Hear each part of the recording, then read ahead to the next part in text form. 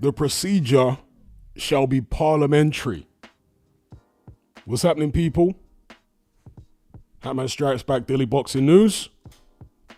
We're going to talk about the war of words at yesterday's press conference between Chris Eubank Jr. and promoter Eddie Hearn, rather than his charge, Conor Benn. We can talk about that a little bit as well, because Conor Benn kind of took aim and fired some shots in the direction of Ben Shalom. But I really want to focus on the stuff that Chris Eubank Jr. said. But before we get to that, and there's some other bits of boxing news as well, but before we get to that, shout out to everybody in the live chat. Let me know if you can hear me loud and clear. We've got Dominic A, Rastafari, Anthony YouTube, Jack Trussler, Danny Boy, AJ, Waved. Wave says, Eubank has got boring for me, not gonna lie, and I was rooting for him in the first fight. Not for me.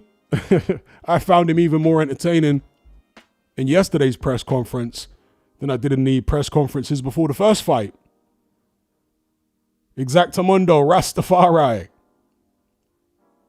Evil Uncle Phil says, Hearn has gone to a new low using Hatton's passing to get one up on Eubank. Many fans fell for it. We'll talk about that. Big up Warren Williams, Kyle, Ocean Blue, of course, Josh Leddy, Hussein, big up. Robbo Roberts, Chainsaw, big up Chainsaw. That's right. Eubank did, and David Hay talking about the toe.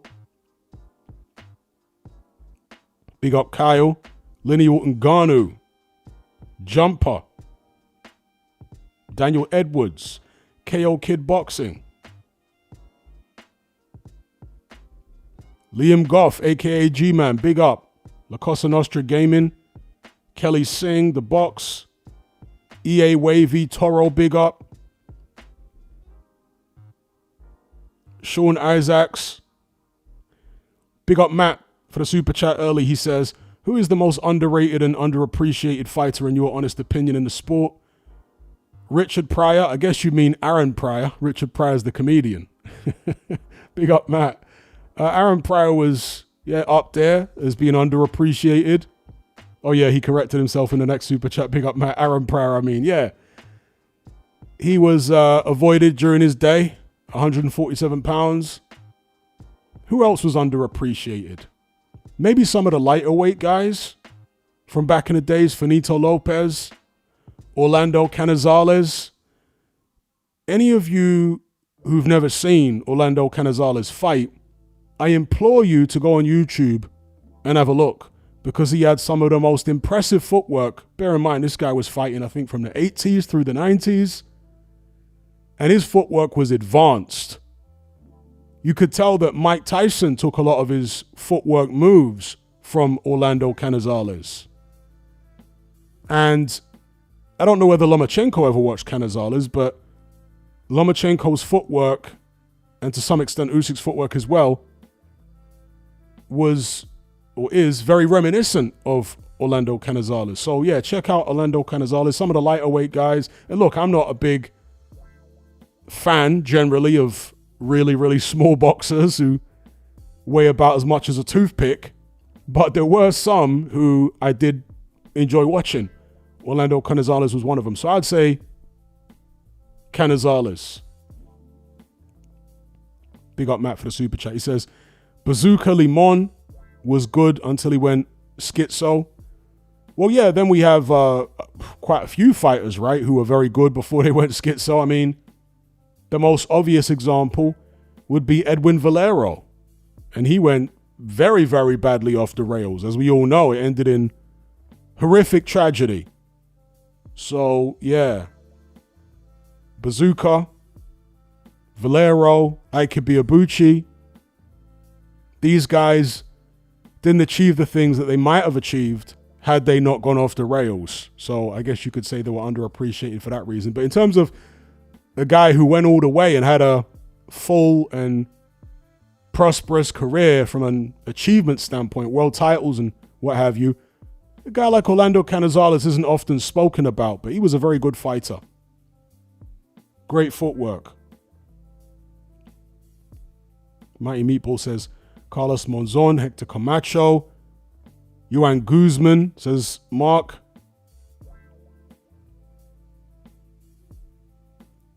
So we can come back onto all this stuff. Yeah, Joe says, yeah, he was like the old school Loma. He really was.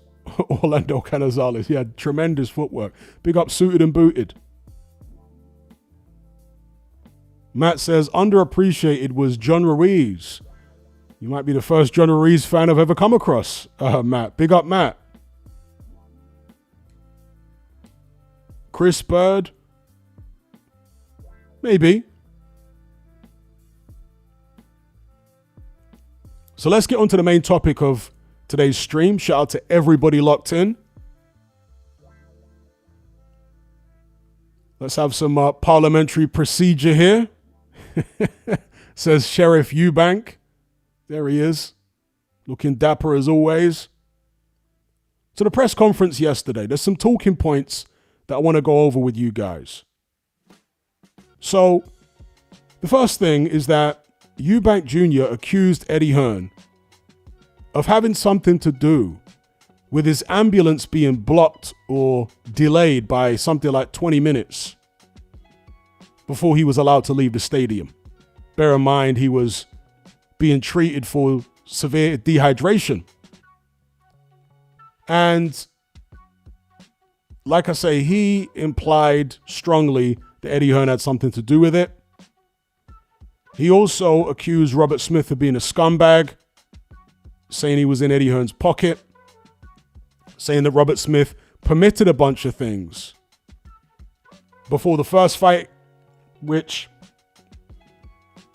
shouldn't have been permitted. So, for example, he says that it was Robert Smith who personally escorted Billy Joe Saunders to his dressing room to watch Eubank Jr. get his hands wrapped, knowing that Billy Joe Saunders and Eubank Jr. are not friends, right?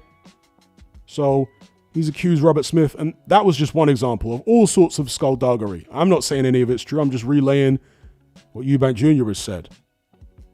Now, as far as blocking the ambulance, Eddie Hearn flat out refuted it. He tried to get Eubank Jr. to be as categoric as possible for legal reasons, because after the press conference, he flat out said that he intends to sue Chris Eubank Jr. for defamation, for slander.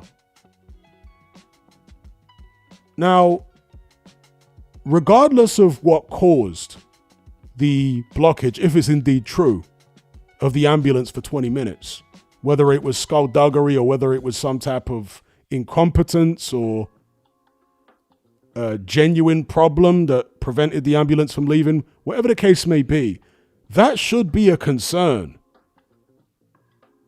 When a dehydrated fighter like that, who you don't know what other injuries they might have, isn't allowed to leave the venue for 20 minutes, that's something that the British Boxing Board of Control absolutely need to be looking at very, very seriously if it's true that his ambulance was blocked for 20 minutes, regardless, again, whether it's incompetence or weird protocol, whatever it is, that needs to be looked at.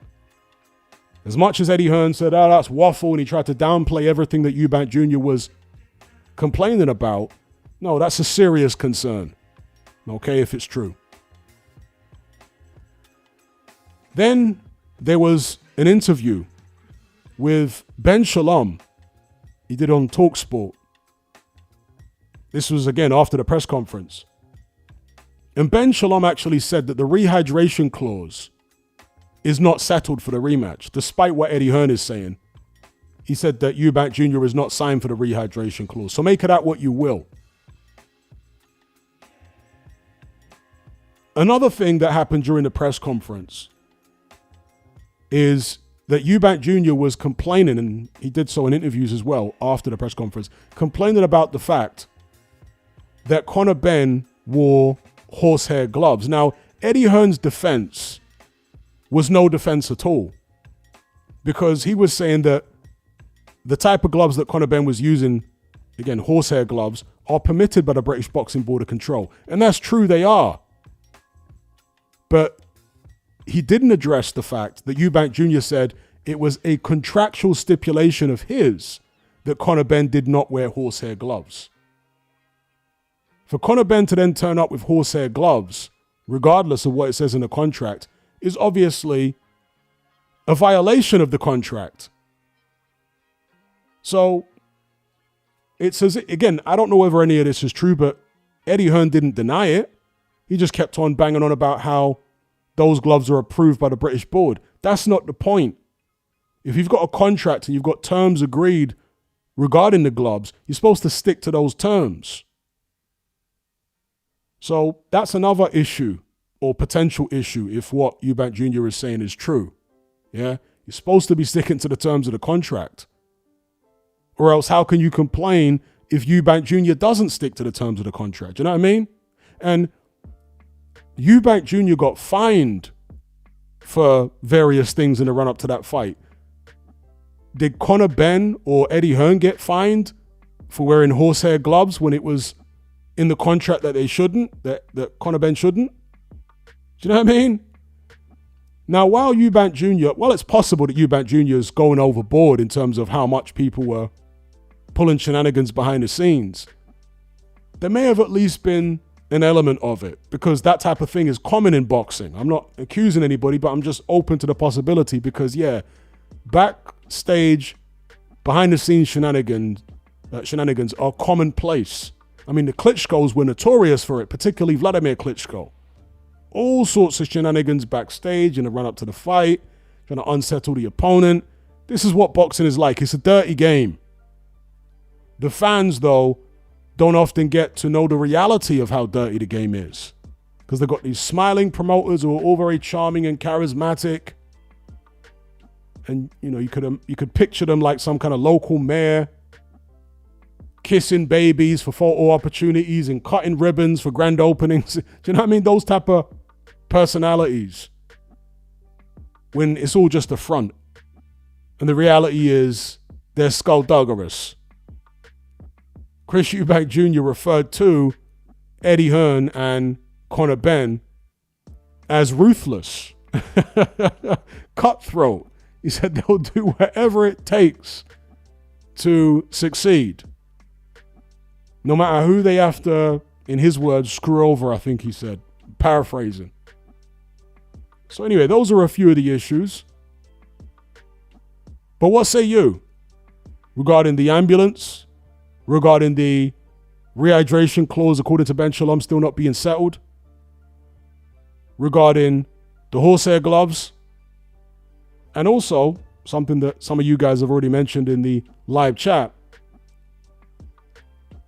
Eddie Hearn was getting such a verbal shellacking from Eubank Jr. during that press conference that I agree with what other people have said. He tried to use Ricky Hatton, the passing of Ricky Hatton, to divert attention away, to try and change the mood of the press conference.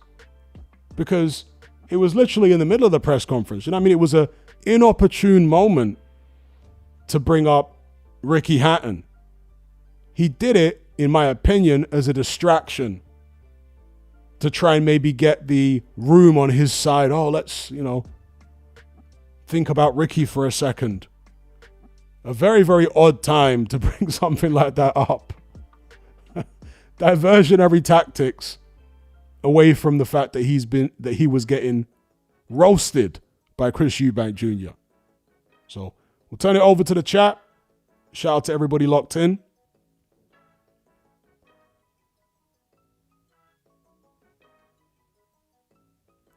And in fact, we got some other graphics here. This is a great graphic. Look at this. Eddie Hearn angry. I will sue Chris Eubank Jr. Great thumbnail. Eddie Hearn in this thumbnail reminds me of that crazy Aussie guy. Do you remember the guy I'm talking about? Who, this is years and years ago, old school YouTube. He was doing an interview on Australian news with his wife, and he started snarling like a wild dog. I got the gif here. Look at Eddie Hearn's face, right? Picture Eddie Hearn's face in your mind. Save that image in your mind. Reminds me of this guy. I don't even know what they used to call this guy. Aussie snarl guy. Classic YouTube. This absolute nutcase.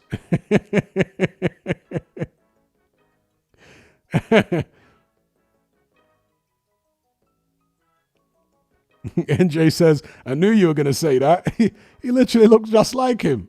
The face he was pulling. Somebody said Crocodile Dundee.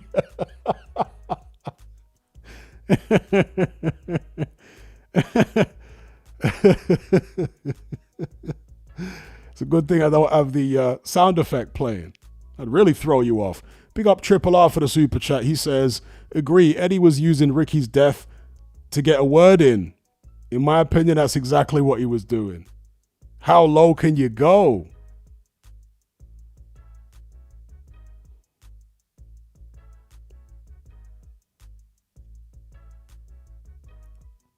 Let's just switch up the visuals for a sec.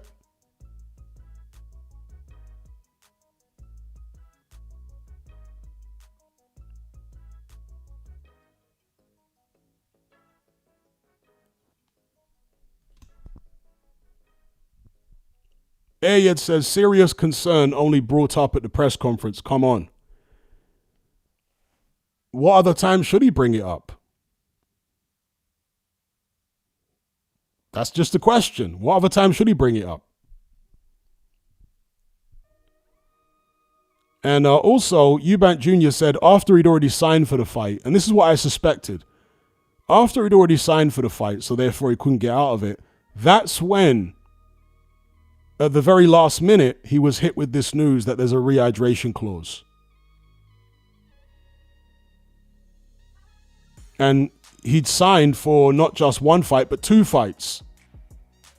And last minute, they sprung that on him. So he needs to really have a word with his lawyers moving forward past this one, past this rematch, for allowing that to slip through the net. Kylie says, I was on board until he started talking about toenails. I had no issue with him talking about toenails. It's interesting. I never knew that you could be so dehydrated that your toenail falls off.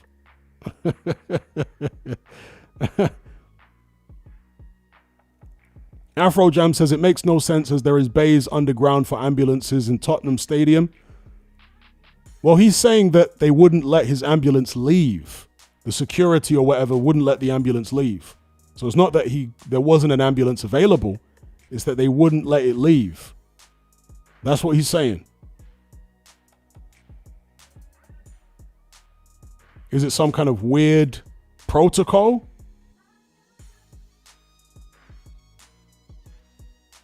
If it is, and whatever the case, whatever the reason for any of it, it's a concern if it's true. Exactamundo says, no way is Eddie suing Eubank Jr. King Turkey will be straight on the blower telling Eddie that it's funny and not to jeopardize messing up the event. Well, ahead of the first fight, was it the first fight or was it a fight in Riyadh season against that Polish guy? Yeah, it might have been, yeah, it was because Frank Warren was there. So ahead of that fight against the Polish guy, Eubank Jr. called Frank Warren a scumbag and, made loads of accusations against him. And Frank Warren did sue him. I know they eventually settled out of court. And Frank Warren was smiling, saying he's very happy with their settlement. So Turkey didn't manage to stop Frank Warren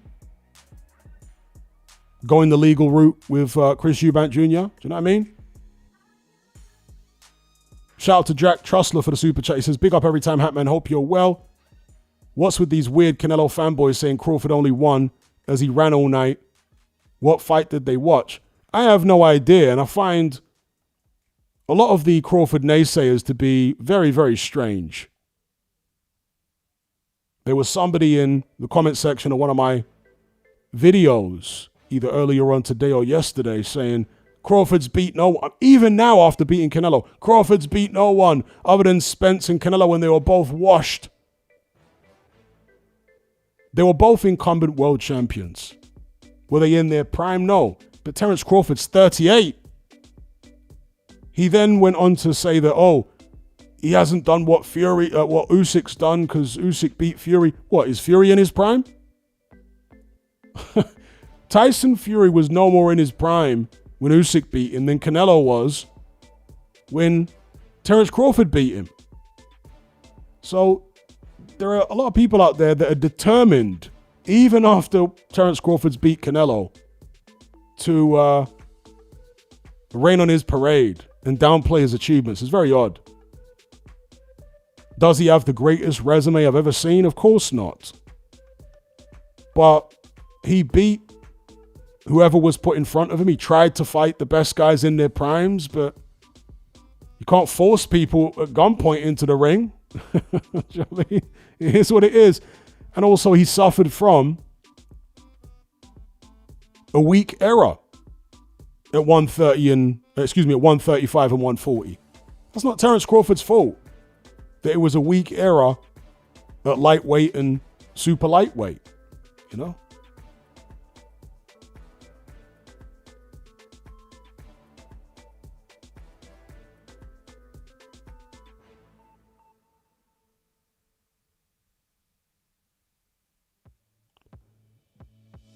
Lakvinder Singh says, apparently boxing media was there to witness the ambulance not leaving?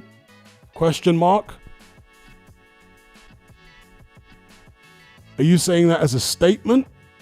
And by boxing media, do you mean Boxing King media? Big up Crazy Pickney. He's got a fight on Saturday. Best of luck to you.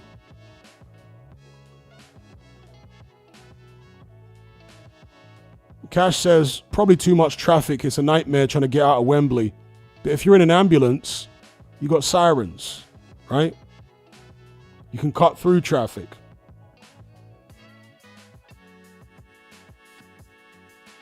Cash says, Eubank is Eubank lethal with Bolmac? That's another thing we can talk about.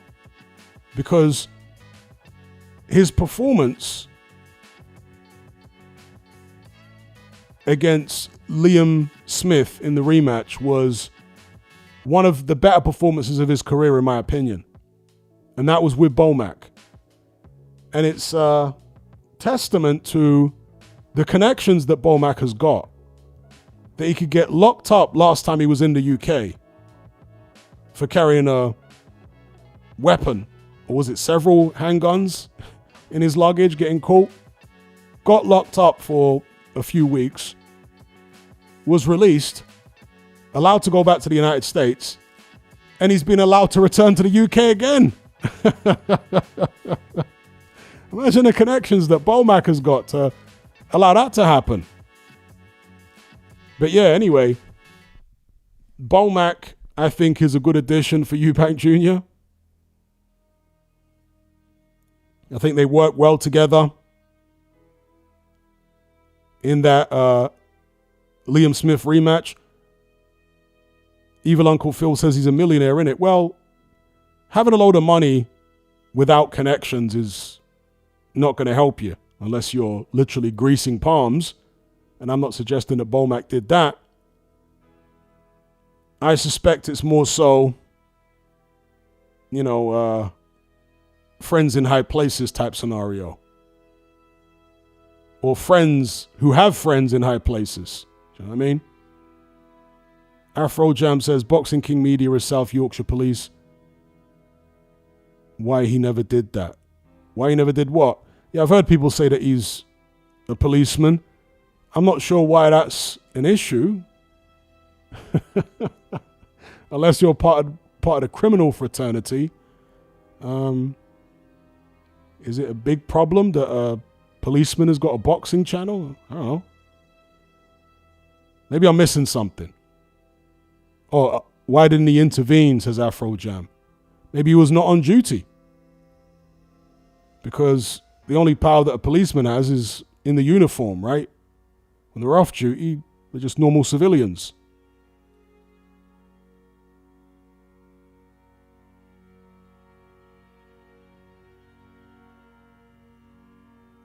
Little Jacob says, Chris sounds paranoid as hell. Yeah, I would say so. I would say that there's a lot of paranoid characters in boxing. But maybe that's because the environment is genuinely skullduggerous. So fighters get paranoid because of that.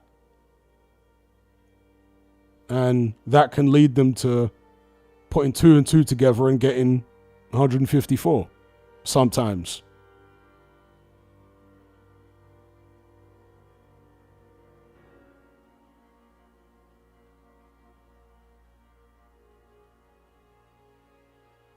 Track says it sounded like Matchroom was representing the British Boxing Board of Control at the conference.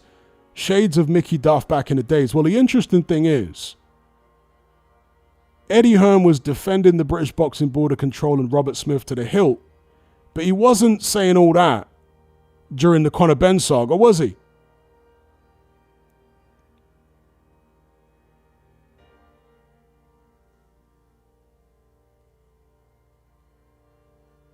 Afro Jam says boxing is full of crooks and a policeman being involved is strange. Is it strange? I mean, don't policemen like boxing too? Aren't there like police?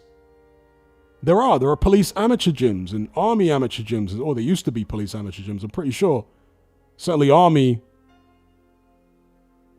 however you want to call them, brigades or whatever used to have amateur tournament, partake in amateur tournaments and whatnot, and police can't like boxing. And if he is doing some undercover work for the police to root out criminals in boxing, is that a bad thing? So I mean, like, boxing is full of crooks. Are we trying to defend the crooks here or what? Like, what are we doing?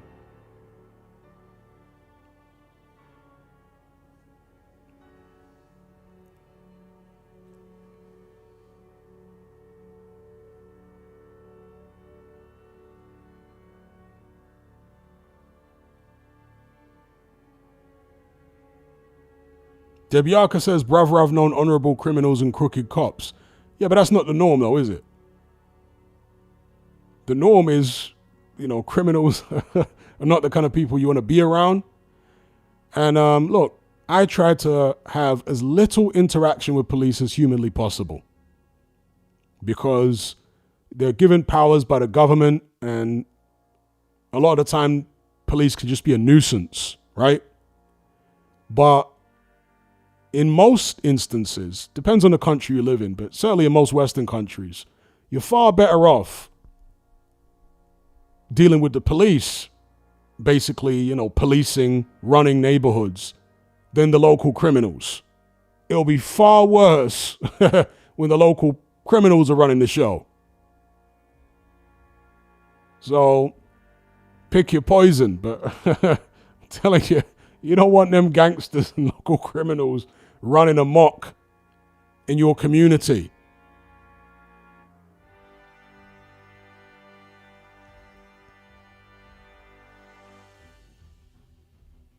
Afro Jam says the police force is full of crooks, wouldn't trust them at all. Yeah, there are crooked police, but police have got their hands tied in terms of how crooked they can be compared to high-level criminals. Especially if they have control over a neighborhood. To hell with that. When criminals have got control over a neighborhood, you need to get the hell out of there. They will terrorize the damn neighborhood. Shout out to D-Man for the super chat. He says, big up Hatman, I thought Dana looked so out of place. He was on the phone half the time. I don't know if he actually likes the sport. Yeah, I had the same impression that Dana White did look uncomfortable. He looked like he didn't belong.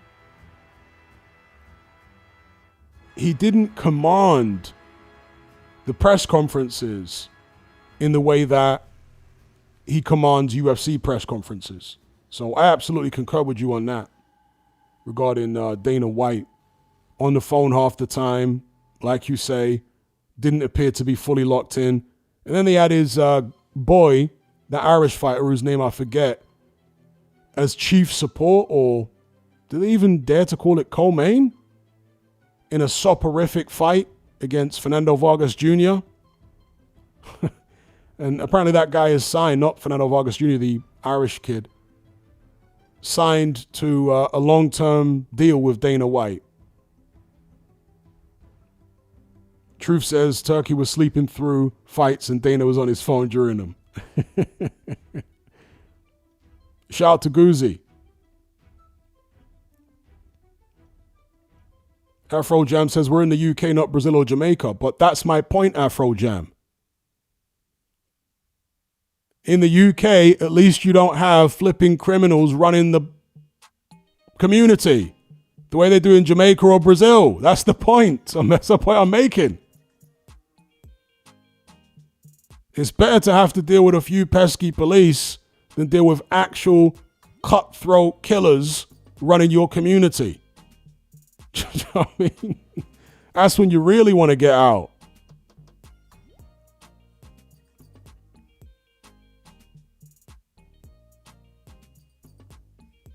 You know, like the favelas in Brazil, all run by gangs.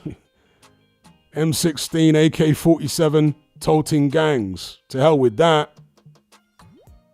Cal says people love criminals for no reason. Yeah, I mean, I don't understand this phenomenon in certain circles where they're talking about free this one and free that one. Yeah, free my guy this, and then you look at the crimes they committed and you're like, why would you call for that guy to be freed? It's exactly where he needs to be. In prison. You know what I mean? Why are you calling for certain men to be freed? What are you talking about? Man literally terrorized them, was a menace in the community, and now you're saying free him. What on earth is going on?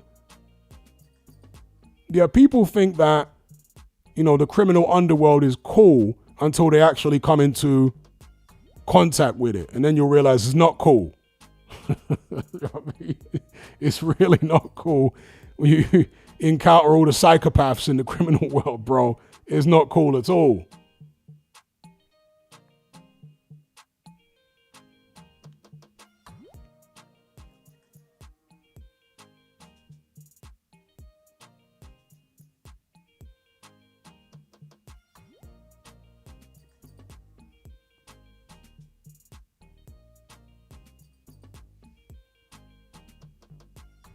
And I'm not some kind of like, police lover here, folks.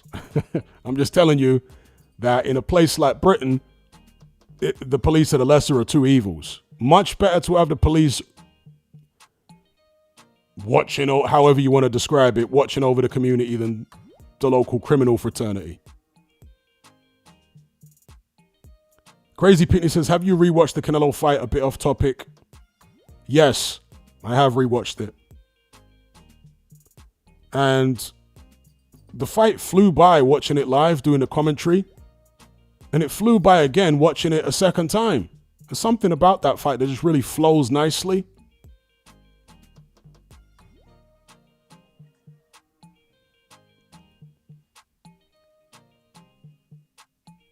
Well, I saw a video the other day where somebody was calling for chaos, right?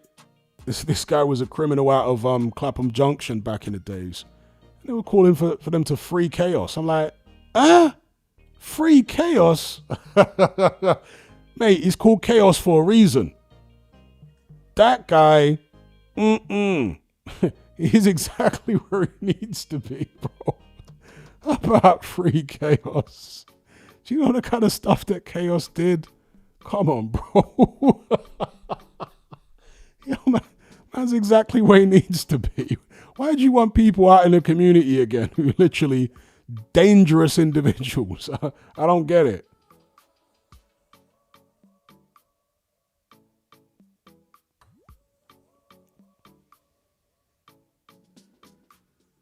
What did I think of Kellerman? I thought Kellerman, I've seen a lot of people complaining about Kellerman, but they haven't specified why. I thought he was cool. I thought it was great nostalgia to bring Kellerman back. It would have been even better nostalgia to have Jim Lampley as part of the team. But to be fair, Jim Lampley has lost a step. He's not as mentally sharp. He's not as fluid with his commentary as he used to be. Kellerman still is. So I liked Kellerman on the commentary.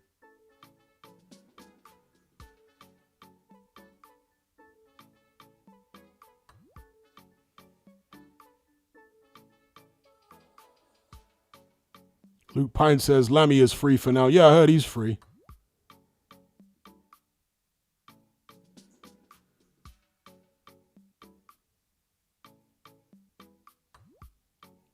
Big up AJ for the super chat. He says, which fight did you think you would rewatch over and over but literally never have? Mine's was Mayweather Pac. I guess you mean a fight which I thought was going to be entertaining and exciting, and it turned out to be a dud.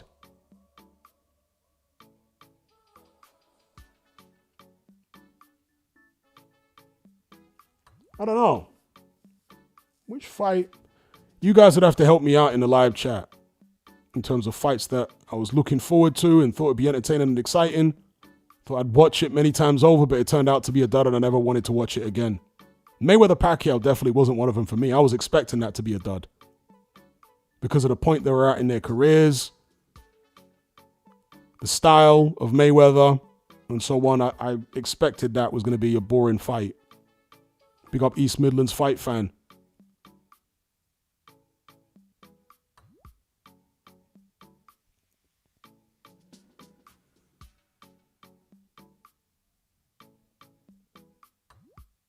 Casa Coolin says Netflix was good, felt like HBO. Yeah. I like the slick visuals. I've heard some people complaining about it. Malignaggi was complaining that there was too much time in between the fights. Maybe there was. But overall, I like what Netflix did. The stream quality was very high, noticeably higher than DAZN. And I never experienced any buffering issues. Kylie says Netflix don't upload fights to YouTube, which is annoying. But then everyone's got Netflix, innit? Pretty much. So it doesn't really matter for most people. It's different to DAZN because DAZN's very niche. Most people don't have it. So it's more important for DAZN fights to be uploaded to YouTube, in my opinion, rather than Netflix fights, since again, everyone's got a Netflix subscription just about.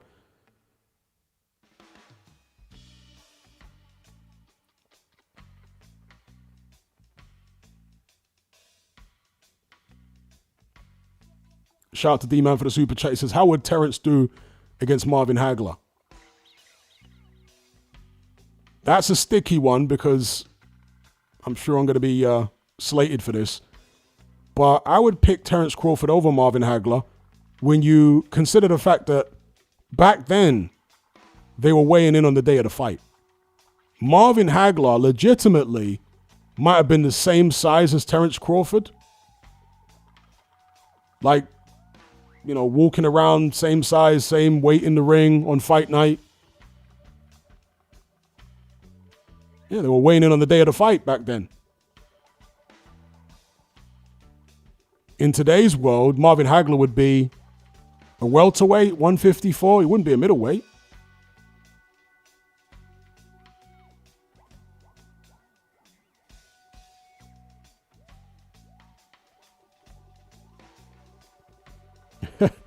Debiaka says, I've been using my ex-girlfriend's Netflix from 3 years ago. She never logged out. You know them ones there. You know them ones there.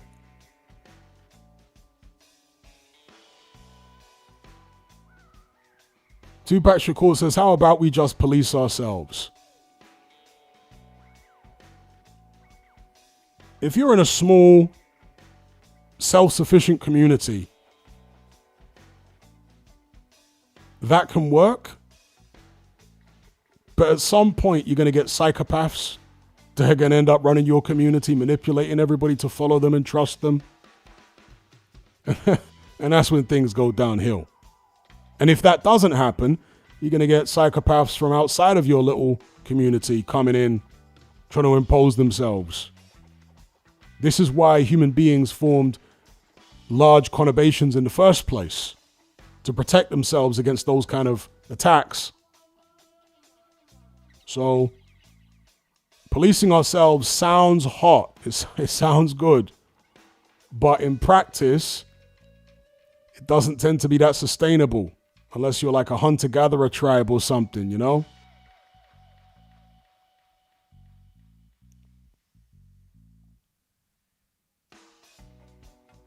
Big up Chili Beef.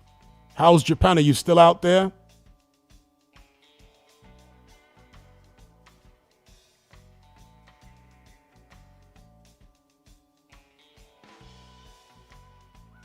You see, good-natured people, decent people, tend to assume that the majority of others are like them. Unfortunately, that's not the case. Unfortunately, I'm going to use a term which I forget the person that coined this term.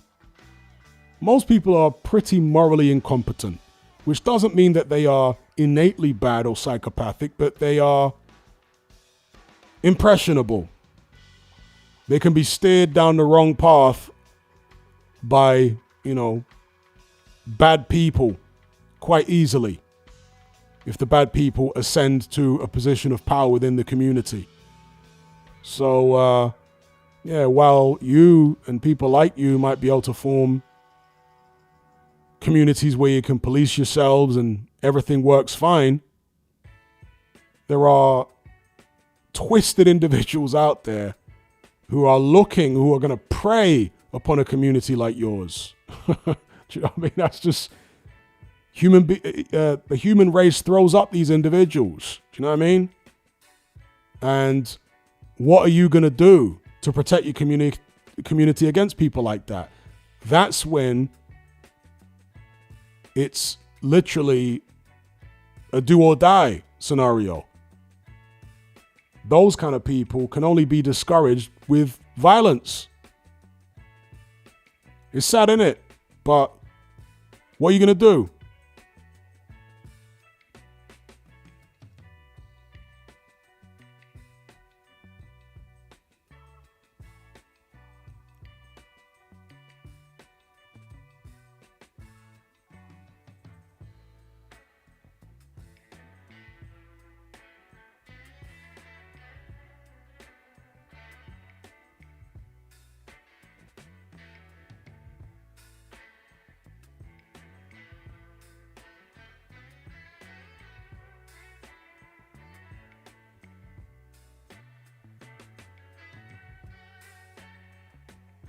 Triple R says, boxing media portraying himself as some kind of rebel in boxing interviewing is further why he gets stick for being for the policeman thing.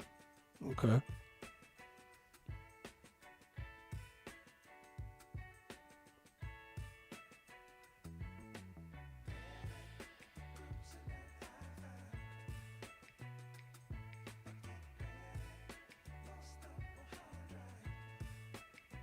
O'Neill says, I live in Oxford studying computer science mathematics. That's definitely a good thing to study. Can't accuse you of studying for a useless degree. Sounds like a very useful one. I was wondering that myself, Ayed. Wonder if Eubank will mention Eddie and Sky Nicholson.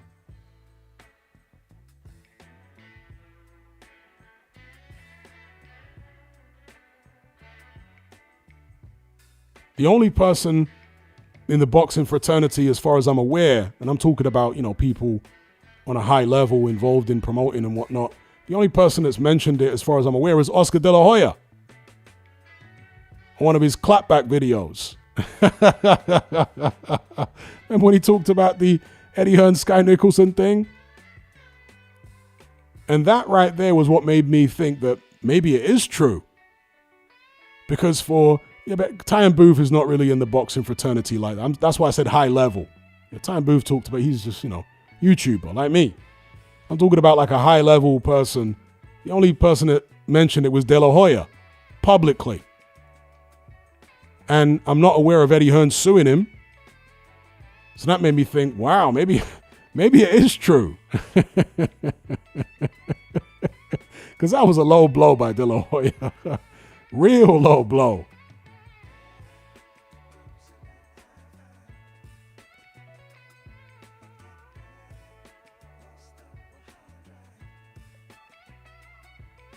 AJ says, wonder if Eubank Sr. was ever considered to be there. That's right, Debiaka. Real low blow.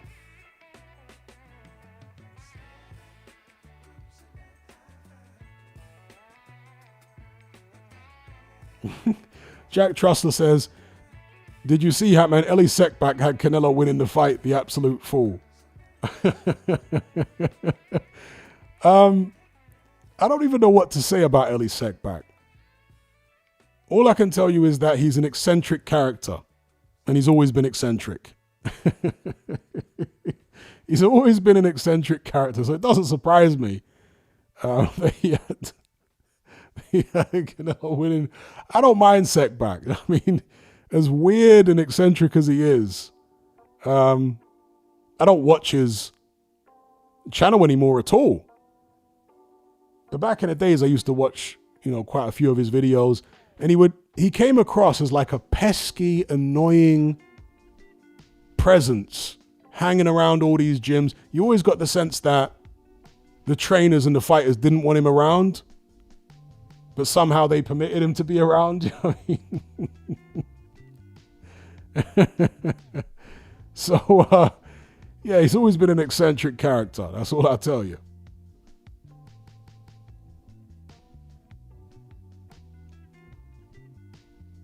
Evil Uncle Phil says his channel was in the same decline as IFL.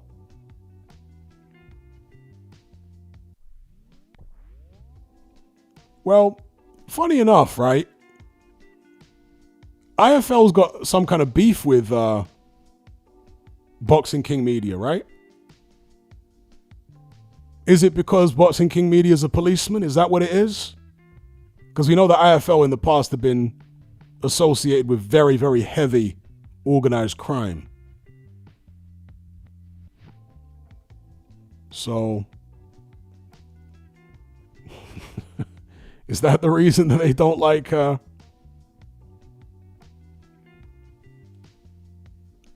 know what I'm talking about. I'm talking about MTK Global. That's who IFL were associated with for a long time.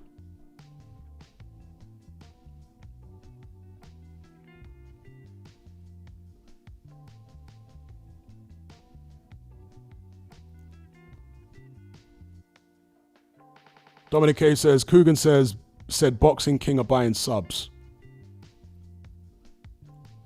But why would he come out and say that? Do you know what I mean? Like, there are channels out there which I'm sure are buying subs. I don't feel the need to mention it because I don't think it matters. You know what I mean? For him to actually mention it, it's like, what angle is he coming from?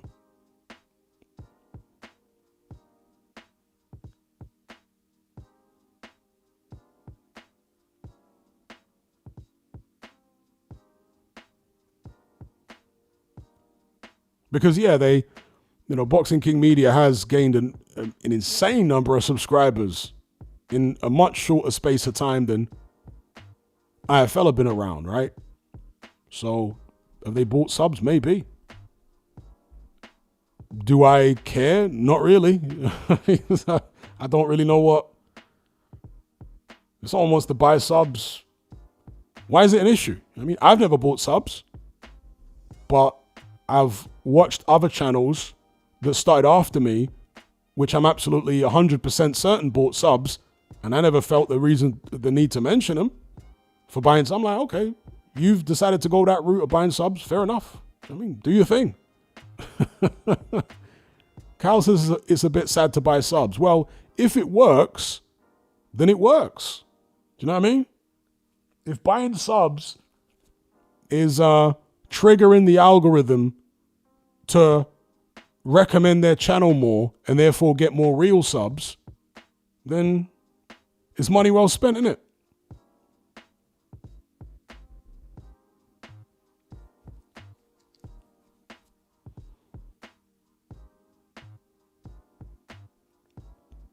Mascon says IFL bought subs too.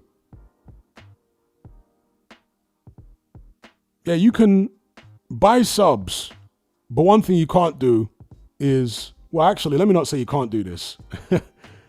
But one thing that's more difficult to do is buy views, right? Because as I understand it, people that buy subs just end up with a bunch of dead subs, right? You know, high subscriber count, but most of those people are not watching your videos. So if his videos are getting a large number of views, then he's doing well, right?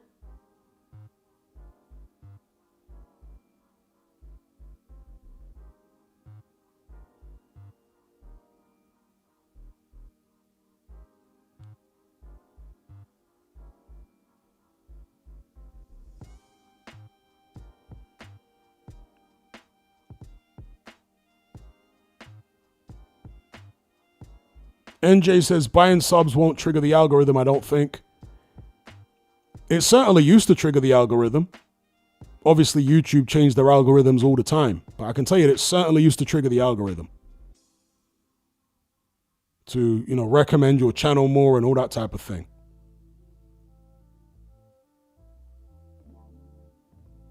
Dominic K says buying subs kills the algorithm now. Well, if Boxing King Media has bought subs, as people are saying, it didn't kill the algorithm for him.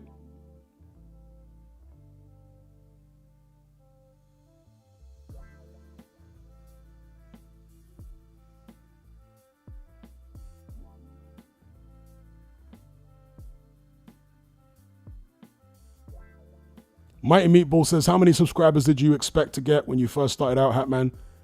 I didn't even think about it. When I first started making videos, I just wanted to have a conversation with other boxing fans because most of my friends were just casuals. And I wanted like people in my everyday friend circle outside of the boxing gym to converse with about boxing. Do you know what I mean? So that's why I started making videos on YouTube. I was just like, I wanted to have conversations with fellow boxing fans. I wasn't even thinking about how many subscribers I'd get or anything like that. So I just happened upon this by accident, literally. I never came into this thinking that, you know, 15 years down the line, I'll still be doing it. Not at all. It was just, I just happened upon all this. It wasn't planned. Kyle says, apparently back in the day, you could message people on YouTube. Yeah, you could. They took that feature away. You could also reply. I forget what the feature was called, but you could reply to somebody's video with a link to your own video, with a thumbnail to your own video in the comments. Or no, it's not even the comments. It was above the comments. There was a response section, which was literally right above where you type your comments. There'd be a response section there.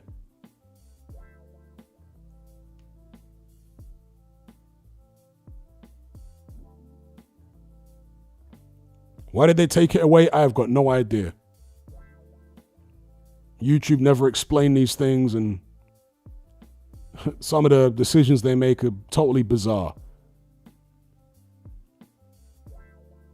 They certainly don't make the experience better with a lot of decisions they make. They make it worse for creators and for viewers.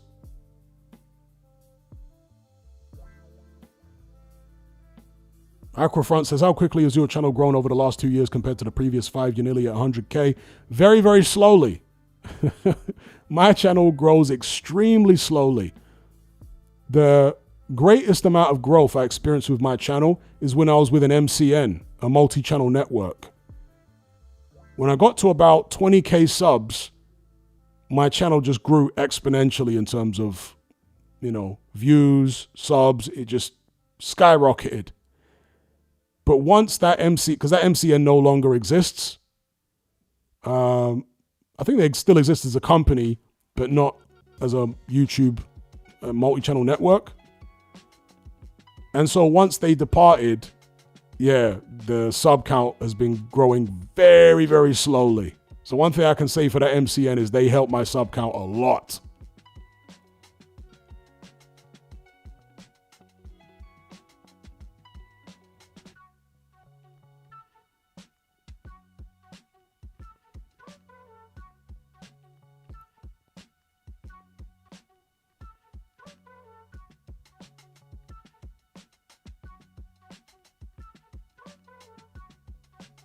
Debiaka says, I have nearly 6K subs in 15 years.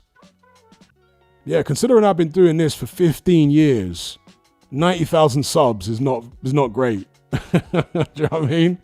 There are people who have been doing it 2-3 years and they got more subs than that.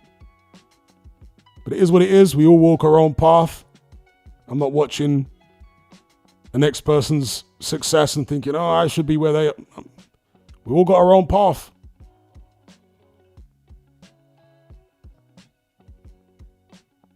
NJGTV says, MCN, are they even worth it? I didn't think they had any benefit. And why didn't you get with a new MCN? Well, in my experience, the MCN I was with, called Full Screen, they absolutely were worth it in terms of the number of subs I gained under them and the amount of views I got under them. Because I've literally got an A and B comparison from when I was before them, when I was with them, and then when they departed YouTube. Because once they departed YouTube, bro, my sub count has been so slow, crazy slow for a channel of my size. So they were obviously doing something. Maybe they had like priority in terms of their creators being recommended in search results and recommended videos and whatnot. Maybe that's what it was. They took like whatever it was, 15% of my revenue, but I was actually earning more. Yeah, I was earning more with the MCN month by month than I'm earning now off YouTube. So for me, even though they took their cut, it was well worth it.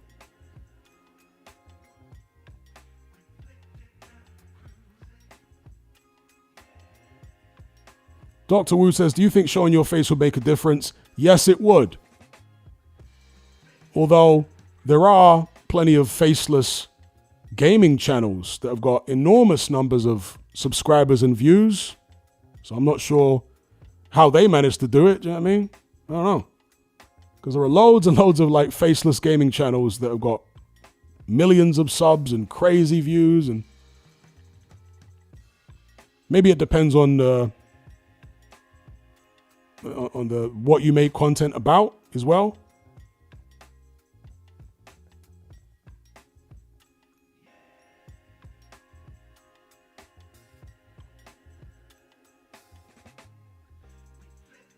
Kylie says, people love to watch other people gaming. That's true.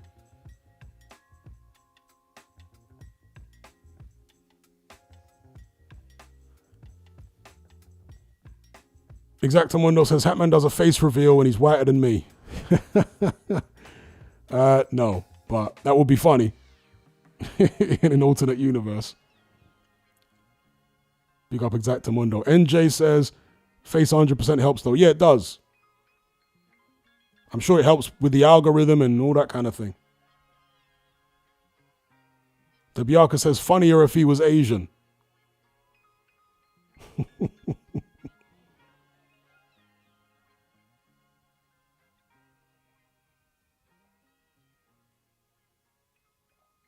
Mighty Meatball says, maybe you're not politically correct enough.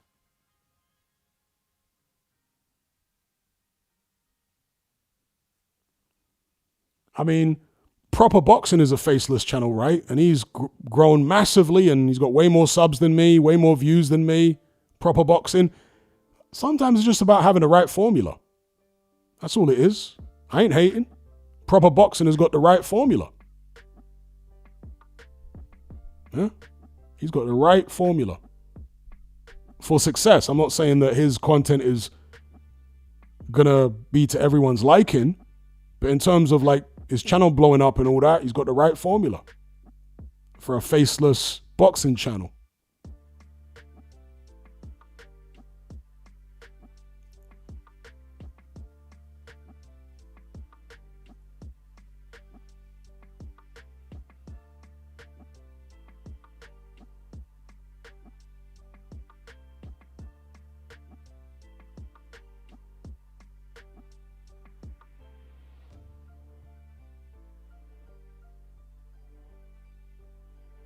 All right, we've got a little bit of other boxing-related stuff to talk about here. I nearly forgot.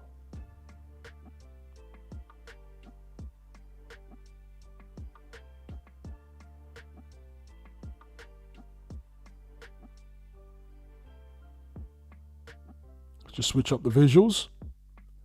How many of you heard, yeah, Eddie Hearn with a snarling Aussie man face. How many of you heard what Eddie Hearn said in this interview, if you've watched this interview, regarding this potential Teofimo Lopez-Shakur Stevenson fight? Any of you guys hear what Eddie Hearn said about it? Just check the live chat. Did you guys watch this interview, and did you hear what Eddie Hearn said about the Teofimo Lopez-Shakur Stevenson fight, which is currently being negotiated? Very interesting. He said that they're looking to put that fight on Netflix. Teofimo Lopez, Shakur Stevenson, Netflix. That's a good look.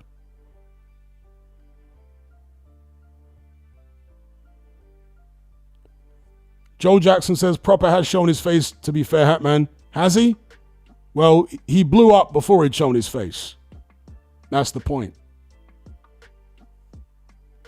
So he didn't need to show his face in order to blow up in the first place. Maybe he's done it afterwards or whatever. But yeah, Teofimo Lopez, Shakur Stevenson, according to Eddie Hearn, is currently headed to Netflix. I was hoping that Netflix...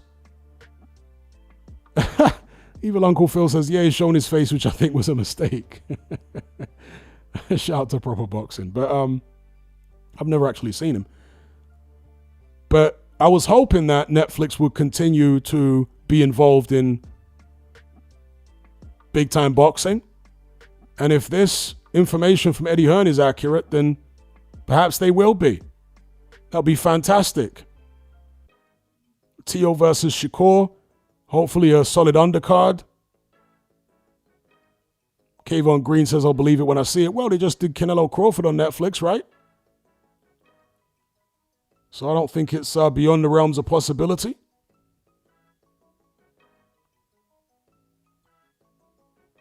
Oh, I see. Goozy says, Proper showed his face to do the big interviews on DAZN. I see. Yeah, so he'd already blown up, you know? He'd already blown up by that point. He just wanted to take it to the next level.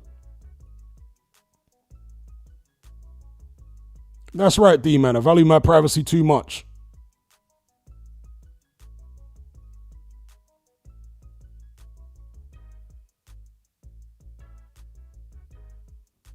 Lakvinder Singh says, who's the American guy with the channel who sounds like Chris Tucker? I got no idea. I've never heard an American boxing channel guy who sounds like Chris Tucker.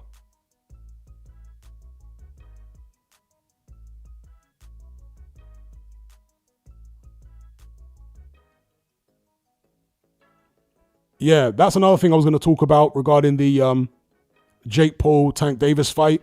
As A had said there, it's not off. It's just been moved to Florida from Atlanta.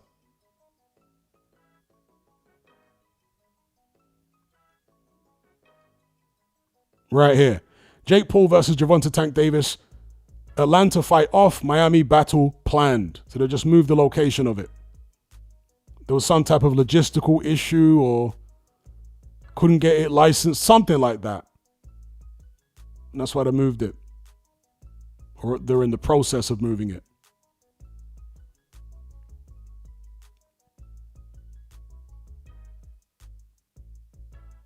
Okay, somebody says Coach Malachi. I don't think I've seen him.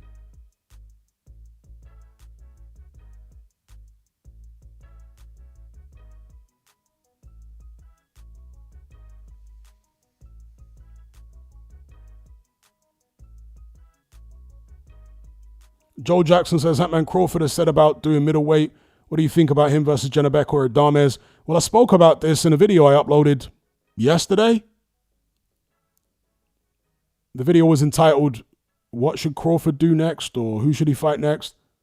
And yeah, I mentioned at the age of 38, which he is now or is about to be in a few days,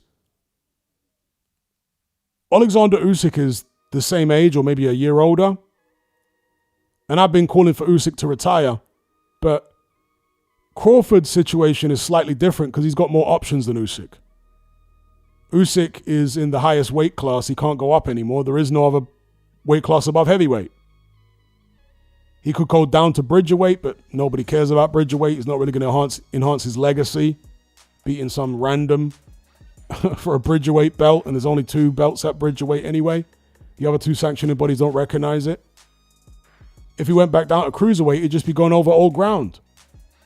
So there's nowhere really for Usyk to go because of the fact he's, a bigger fighter. Whereas for Terence Crawford, he's got options. 154 and 160. Options right there. And 160, as you say, looks maybe enticing to a guy like Bud Crawford. Janabek, he's a good fighter, but he doesn't look invincible exactly, does he? Carlos Adama is also a good fighter, but small. You could see Crawford beating him. Erislandy Lara's like 150 years old. Might be an opportunity for Bud to become undisputed all over again if he wants to go that route. So he's got options.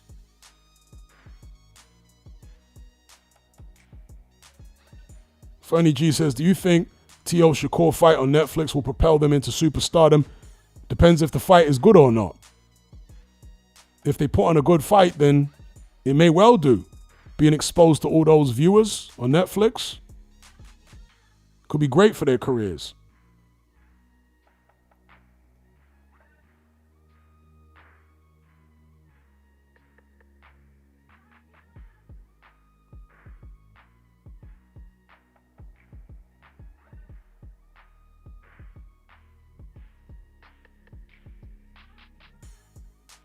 Yeah, I think 175 is a bridge too far for Bud, but then again, I thought 168 would be a bridge too far for him, so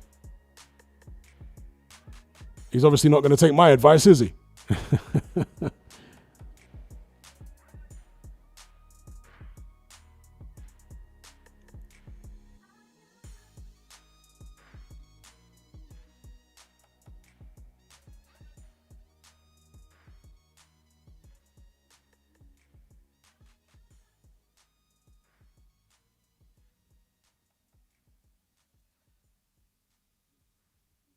Grind says, was Bud a weight bully at 147?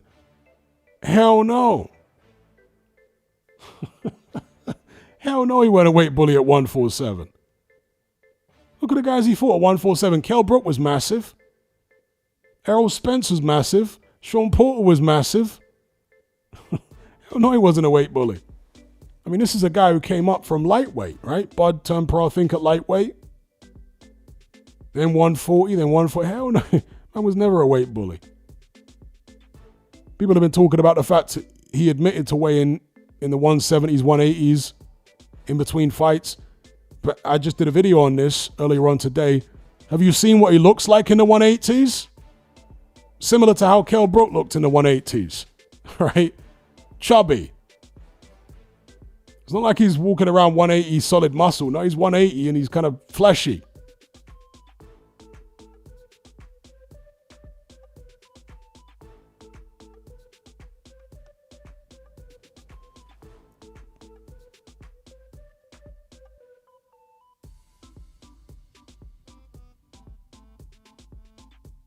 Yeah, I didn't see the Inoue fight. I only saw the highlights. The highlights made it look like it was competitive or somewhat competitive.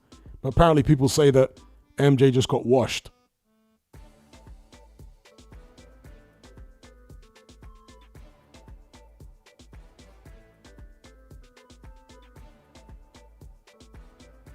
Mighty Meatball says, am I in the minority who has hardly any interest in Eubank Ben 2? Not at all. I wasn't particularly interested in the first fight, nor am I particularly interested in the rematch. I'm far more interested and focused on the back and forth between Eubank Jr. and Eddie Hearn. That to me is more fascinating and entertaining than the prospect of the rematch between the two fighters. I've seen Adrian Broner. Yeah, I saw him get kicked off Cameron's podcast. I shrugged my shoulders. I don't know what to say. I mean, he's called the problem for a reason. Man's got problems.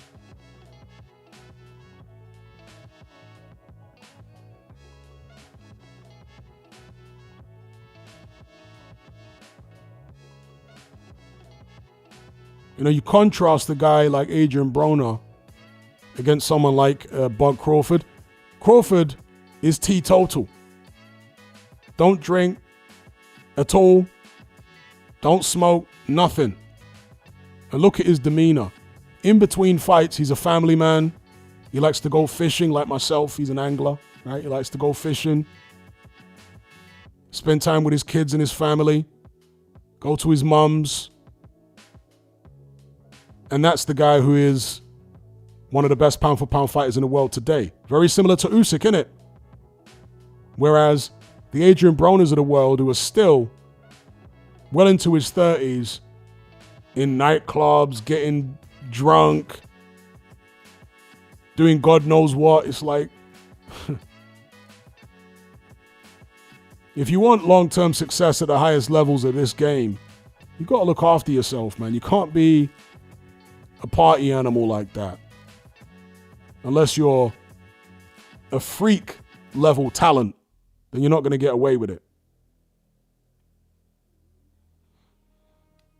Yeah, completely agree, Ayed. If only Spence stayed away from the drinks, it not only cost him his best years of his career, nearly cost him his life. And I remember when Errol Spence started all the drinking and he turned up to a press conference for a different fighter. He turned up to support something. It might have been a Charlo or whoever it was. And he was clearly drunk, right? And I mentioned this at the time, and there was a bunch of like Errol Spence fanboys having a go at me in the comments saying, no, leave him alone. And like, what are you talking about? I want to see the best of Errol Spence. And it was very clear to me that he was going down a very, very bad road, right? And it's only after that car accident and everything else that transpired that he's finally seen the light. But now it's too late.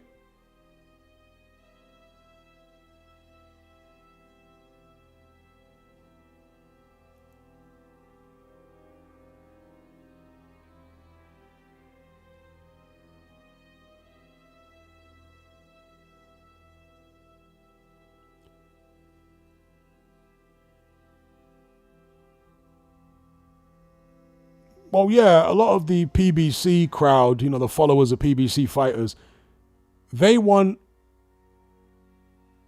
black American fighters who are turned up, as the youth say today, right? Turned up. And Terence Crawford is not turned up. He's like a laid-back family man. He's not interested in all being turned up. And so that's part of the reason that he wasn't as revered as the Tank Davises, and it's a generational thing as well. The Broners and the Davises and the Charlos and all these turned up characters. Yeah, Terence Crawford doesn't really fit in with that. Maybe they see him as boring or whatever. Big up Kayvon Green for the super chat. He says, I believe I recall you saying you lived in Costa Rica. Have you checked out the sailfish? It's world class out there, right? What kind of fishing are you doing? Oh yeah, the fishing in Costa Rica is fantastic. Sailfish, all kind of game fish. Dorado, some people call it dolphin fish, or mahi-mahi is another great game fish, and also a great eating fish, because like sailfish, marlin and stuff like that, people don't tend to eat them. It's like catch and return, whereas things like mahi-mahi are caught usually to keep, because it's a very good eating fish. There's another fish, which is a popular game fish in Costa Rica, not so much eating fish, and that is the rooster fish, which is, yeah, kind of a bizarre looking fish, but hard fighters and good sport. So fishing in Costa Rica is very good, especially off the Pacific coast. Guanacaste, off the coast of Guanacaste, fishing is great. Big up Kayvon Green for the super chat. O'Neill says, EJ comes from a middle class background. Yeah, I actually spoke about this in a video back in the days. And I speculated that that's the reason that he went off the rails. because of the fact that he's not from the hood. Maybe he felt like he needed to get turned up to fit in. Do you know what I mean? Maybe he feels like he missed out or something in his childhood, and you know.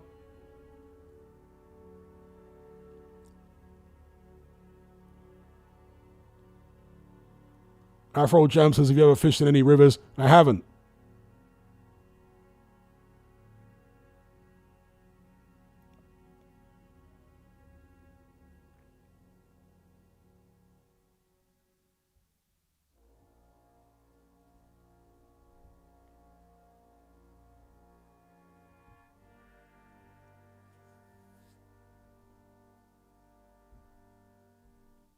Yeah, Mayweather was dedicated to the sport, but he was also on that, you know, kind of trashy persona.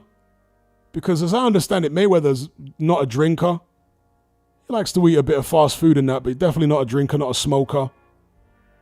But the image that he projects is this trashy kind of hood, you know, ghetto trash type image. He's always projected that. And the way he ran his career was cynical. Do you know what I mean? In terms of the fights he would pick and when he would pick them and all the retirements and then coming out of retirement and then catch weights and contradictions. It was horrible, actually. A great fighter, but God, it does my head in when you got somebody coming with all those type of shenanigans. He always used to say, I'm not going to fight this person because they've got that business to deal with or those problems to deal with of a loss that they had 3-4 years ago. You should go fight him. I mean, come on, man. If a guy's your number one contender or mandatory or is a fellow champion in your division, you're not supposed to come up with excuses.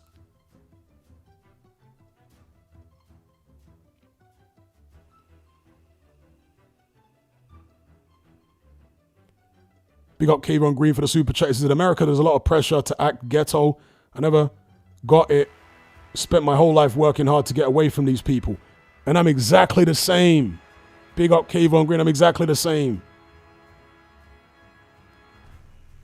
I never worked hard all my life to stay in a damn ghetto.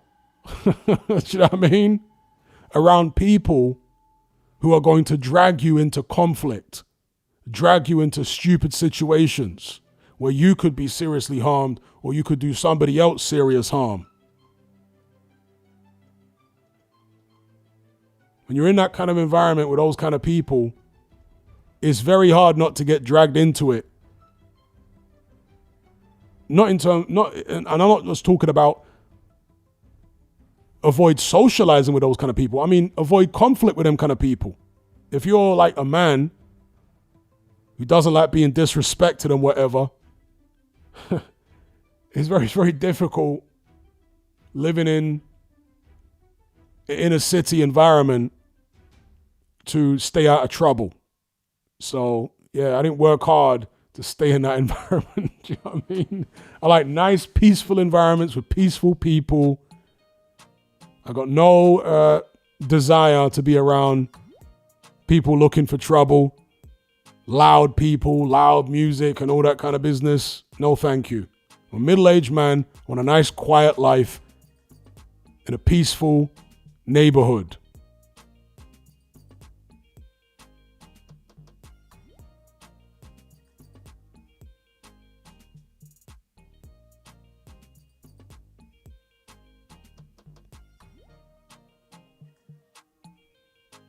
Star Fox says the song you wrote, Hatman, saying you'd never leave will always remain out there, though. That's true.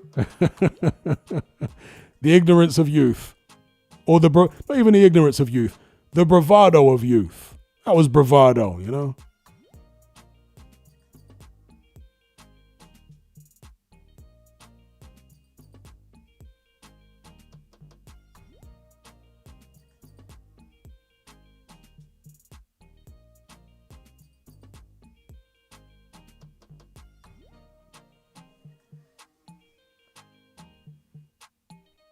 Afro Jam says, did you always think that way from a youth? Well, I've always been a prideful person. And so what can happen is when you grow up in that kind of environment, you can get caught up in trying to defend yourself and defend your pride and defend your ego. Do you know what I mean? And that can make you want to stay. But then there's another part of you saying, you're conflicted basically. There's another part of you saying, nah, man, this is just a toxic environment. I need to get the hell out of here. I like being on beaches and being in nature and, you know, with the waves lapping against the beach around good vibes. Do you know what I mean? That's what I prefer. But then there's this like aspect to the personality which is macho, and you're like, oh, I don't want people to get one over on me. And do you know what I mean? The bravado aspect, which is more prominent when you're a young man. As you get older, you're like, to hell with this for a game of soldiers. You can see where it leads to.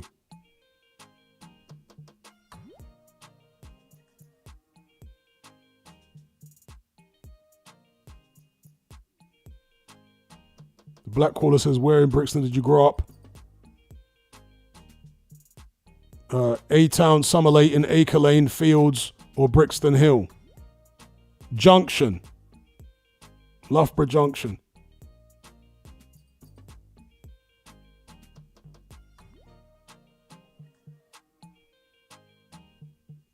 Did I ever spend time in the Cotswolds when I lived in the UK? Nah, never. Never spent time in the Cotswolds.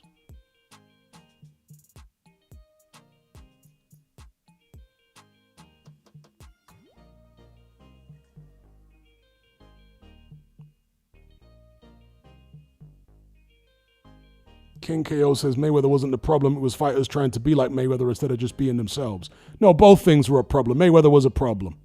Mayweather was a liar, a gaslighter, a hypocrite, disrespectful to great fighters of old who he wasn't willing to match in terms of the risks they took. No, he was a problem. And he created more of a problem because, like you say, people then tried to emulate him and follow his formula, including Luke Partridge, by the way. Luke Partridge, a.k.a. Tyson Fury, has tried to take a leaf out of Floyd Mayweather's book in terms of the way he's run his career. Oh, yes, he has. So, now Mayweather was a problem for boxing in a bad way, not in a good way. American boxing has never really recovered from Floyd Mayweather, to be honest.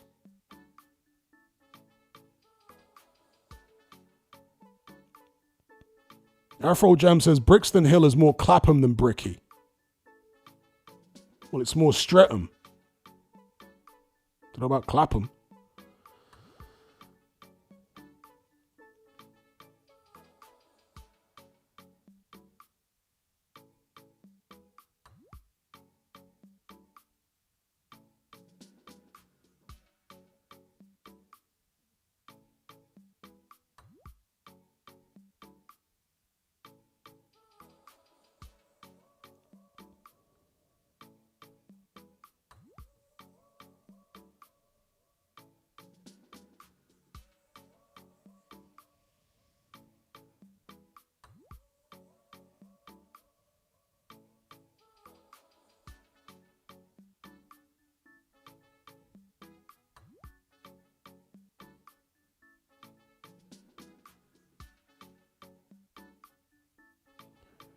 Well, Clapham is to the west of Brixton.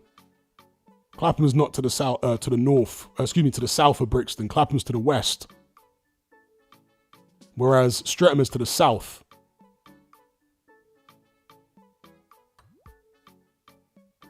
And Brixton Hill and Tulse Hill are in South Brixton.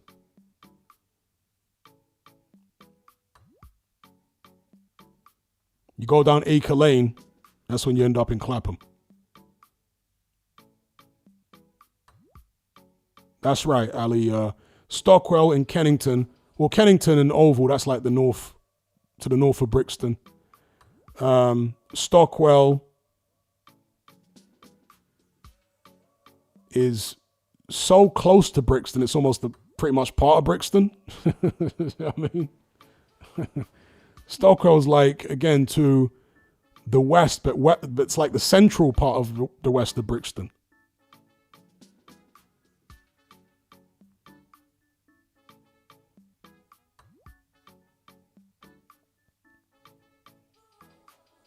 Because as soon as you hit Stockwell Park Estate, right, 2 steps, you're in Stockwell. So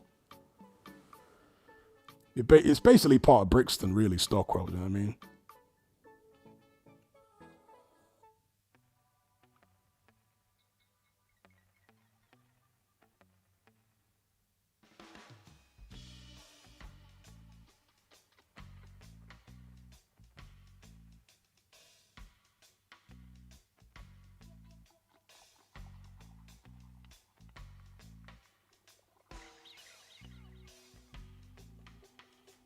The Liam Parrow fight.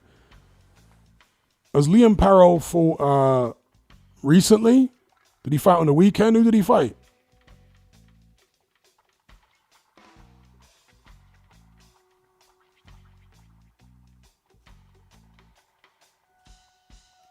Oh, today or yesterday? Who is the opponent?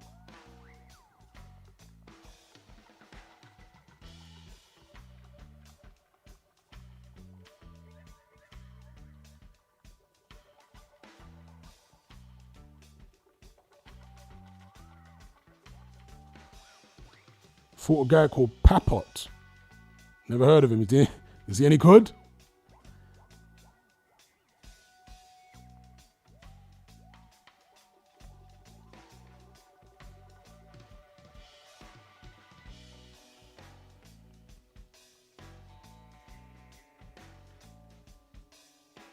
David Papot, a French guy. Okay.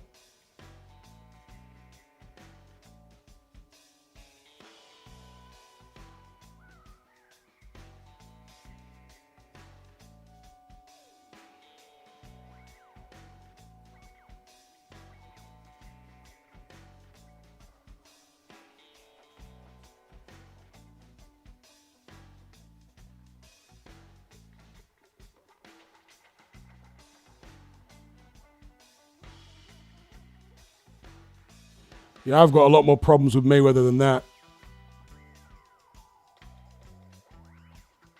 Mayweather never became undisputed because he always knew it was a risk.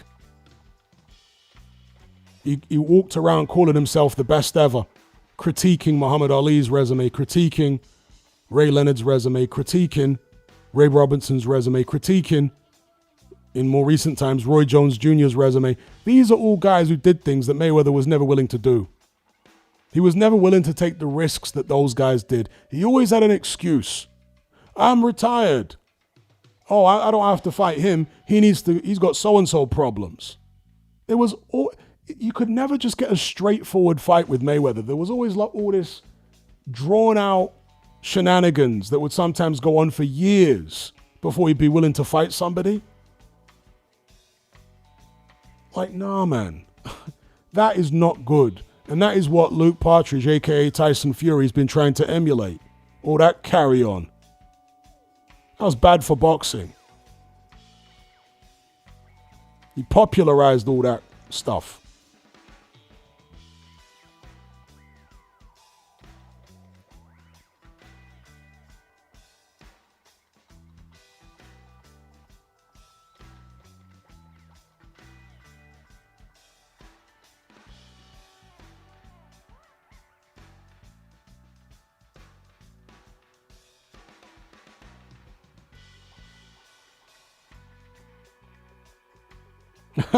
Okay, Jack Trussler says, no joke, Hatman, at work in Hugo Boss sales, had an appointment with this guy whose second name was Partridge. Couldn't look the guy in the eye without laughing.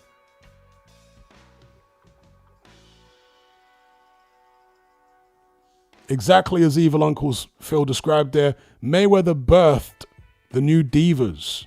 Fury is the most annoying one. Yeah, of course, he birthed the likes of Fury, although Fury's not directly connected to Mayweather in a business sense, but Tank Davis, great example, right, of what we're talking about. Mayweather literally gave birth to Tank Davis. That's his son. And look at the way Tank Davis has run his career.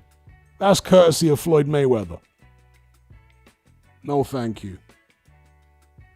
Mayweather was exactly the kind of fighter that boxing doesn't need.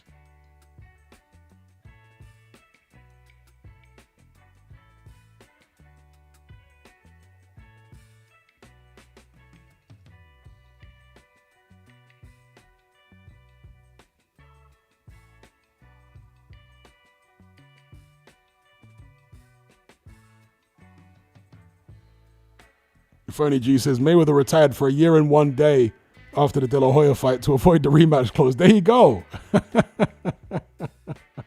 That's the kind of stuff he was always doing. It was so tiring. That era was horrible. I hated it. Because Mayweather was up to all sorts of no good. And then you had Vladimir Klitschko as heavyweight champion. He was awful too. It was like double trouble, do you know what I mean? Jab, jab, grab with all the shenanigans of spongy canvases and ill-fitting gloves for the opponent, and the opponent being bombarded with PED testing in the run-up to the fight, and then Klitschko only gets tested after the fight. Yo. And then Klitschko's allowed to just incessantly clinch to Henry Akin-One-Day type levels and barely gets a warning from the ref. Like, oh my God, that era was so bad. You had that going on at heavyweight with Vladimir Klitschko, and then Mayweather with all his shenanigans at welter. It was horrible. We truly had to suffer through that era.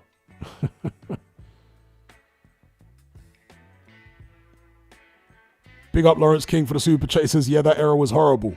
It was the Dark Ages, bro.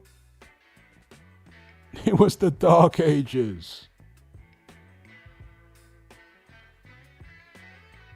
Look, Vinder Singh says, Hatman, it's True Media Podcast, the guy who sounds like Chris Tucker. I don't think I've ever watched him. True Media Podcast. Kyle says, I don't know how people enjoyed it. The only people who enjoyed it were like the super duper fanboys.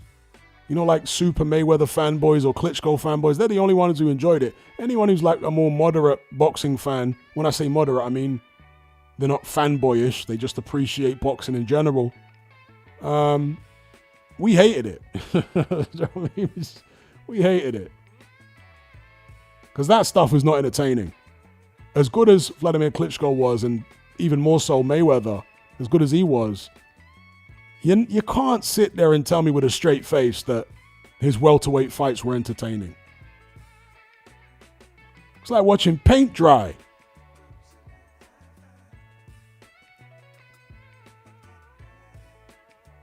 But big up Lawrence King. He says, that era UK broadcasters pulled out of boxing for a while mental. Yeah. And American broadcasters stopped showing the heavyweight championship fights because Vladimir Klitschko was so soporific. I think it was after he fought Sultan Ibragimov.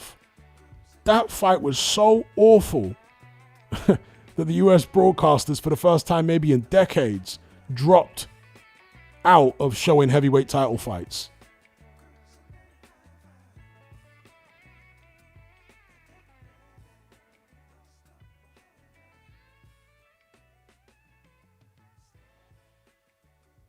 Nathan Dixon says, Pretty Boy was different to the Money May fighter. Yeah, he was.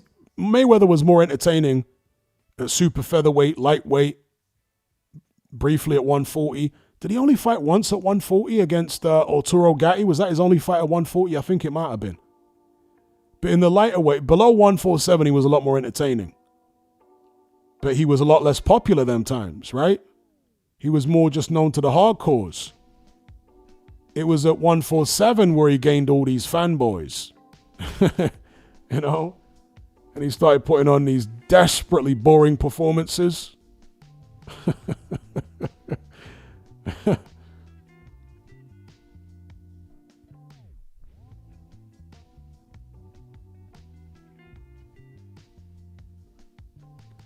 Shout out to Lawrence King for the super chat. He says, most memorable thing from that era was Frank becoming Kelly.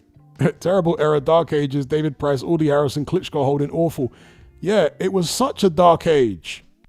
that there was actually more entertainment to be had on the domestic scene than there was on the world scene. Facts. Yeah? We had to watch the likes of David Price and, either chin or get chinned. Audley Harrison, similar thing. Audley was fighting people like Michael Sprott. Right? They both knocked each other out in spectacular fashion. That's where we had to find entertainment. At domestic level. Because the world level stuff was so boring.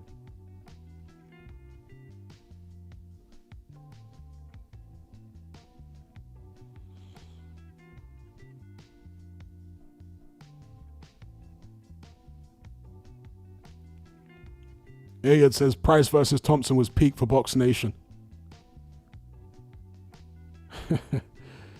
Yeah, you had Price knocking out Audley. Wilder knocking out Audley. Audley having those fights with Michael Sprott, which both ended in fantastic knockouts. Audley, Danny Williams fights, they were entertaining as well.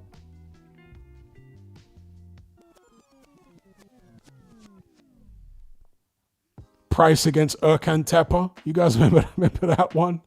Tepa came in there looking like a potato and starched poor Pricey in 2 rounds.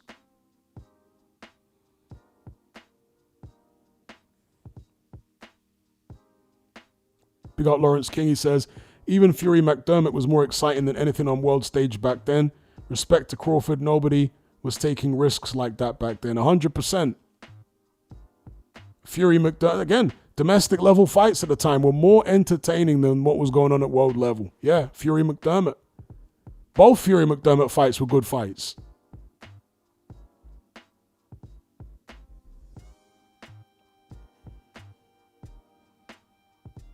Yeah, Floyd Mayweather popularized cherry picking, really, on a high level.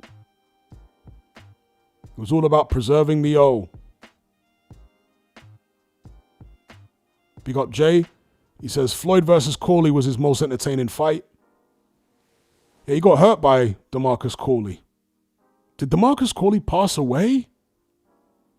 Did he pass away fairly recently? Why do I feel like he's passed away? But yeah, shout out to Jay. I always liked his Corrales performance. Mayweather. Big up D-Man. He says, Hatman, I got served my engineering job. I got severed from my engineering job at Amazon. They are soulless. What event made you swear to never work for someone and go your own way? It wasn't a particular event. It was just being fed up with work politics. And I was heading into my late 20s. And I just said to myself, this ain't working. I looked around at my colleagues who'd, in some cases, been in that job for like more than a decade. Some of them have been in there for 20 years. And I said to myself, I am not ending up like them. So I don't know what I'm going to do, but I know what I'm not going to do. I am not going to end up like these people. Trust me. So that's what it was. It wasn't any one situation. It was just a culmination of things, a combination of things, should I say. The culmination of a lot of work politics BS. The straw that broke the camel's back. Big up Super for the super chat. He says, you got any psychedelic experience? If so, how was it? No, never. Never taken any psychedelics.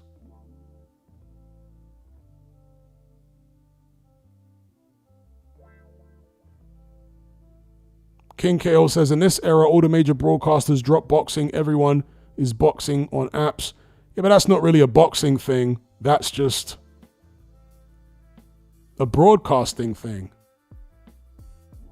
Now you got NFL on apps.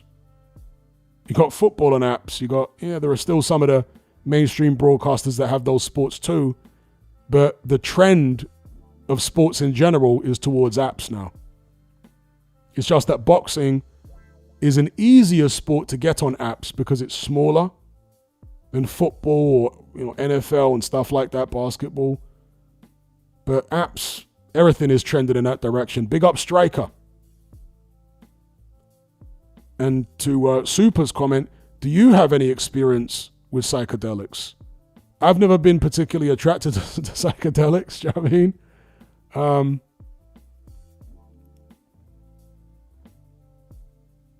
Because there is a dark side to psychedelics,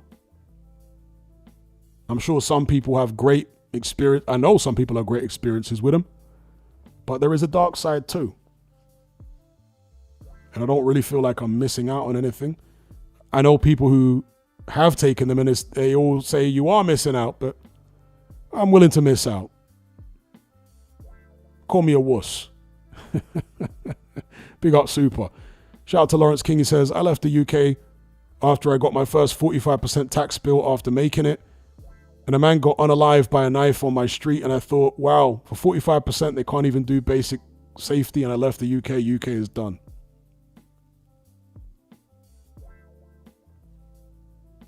Lawrence King says, 2018, everyone laughing at apps. 2025, no more HBO, Showtime, and almost all major fights are streamed, and Netflix are on it too. Yeah, everything is trending towards apps.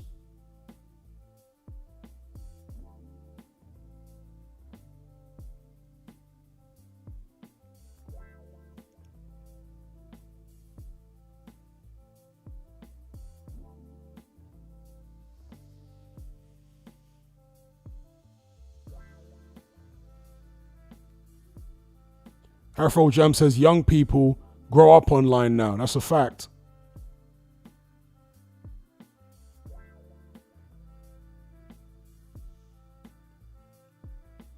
Ayed says Espinoza was hating on that Netflix show so much on Twitter.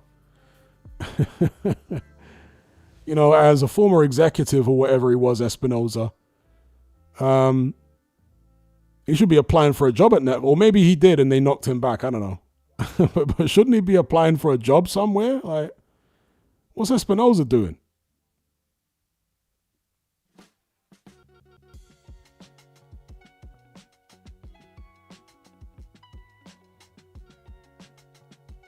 Evil Uncle Phil says the UK is fine. The tax situation has always been ish. It's not changing anytime soon. Well, in terms of crime, yeah, the whole crime thing is totally exaggerated in the UK. Violent crime, if you're talking about violent crime, especially things like homicide, that was much higher in the 90s and in the late 80s than it is now. The problems for me in the UK are like the stuff they're teaching kids in school.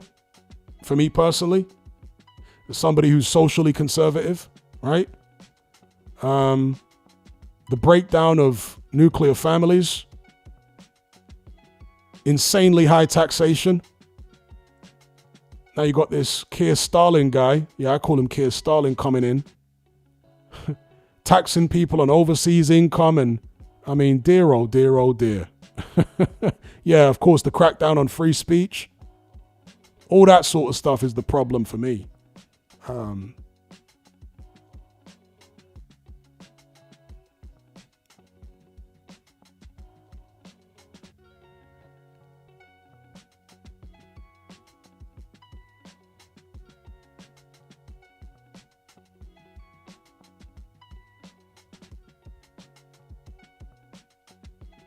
Lawrence King says, UK now number one in the world for acid attacks, literally number one, knife crime up 40% most years. Those are facts, it's cooked, no cope facts.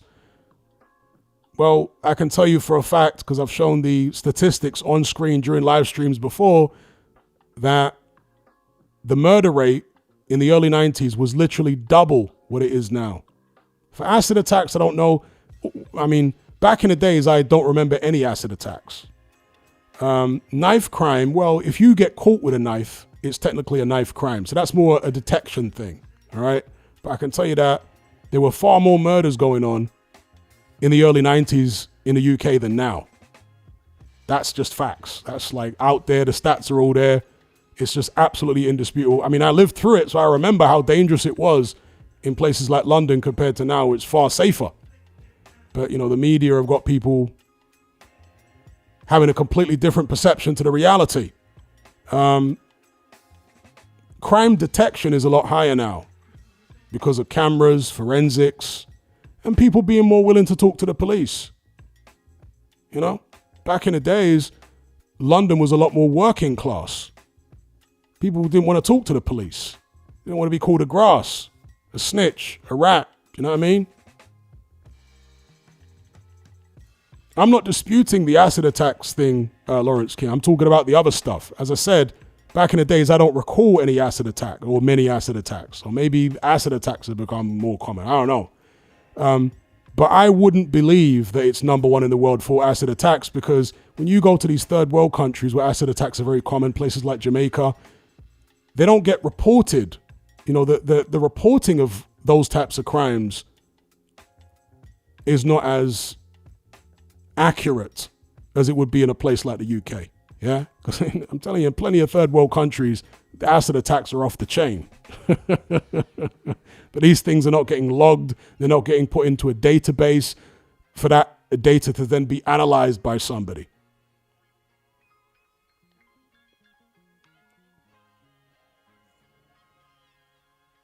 I mean, certainly, you know, what I can say is in the UK now, I could believe that there's a lot more acid attacks than there was back in the 80s and the 90s. Yeah, because I don't really ever recall that kind of thing. Well, once or twice you'd hear about things like that, but it was rare. It was relatively rare.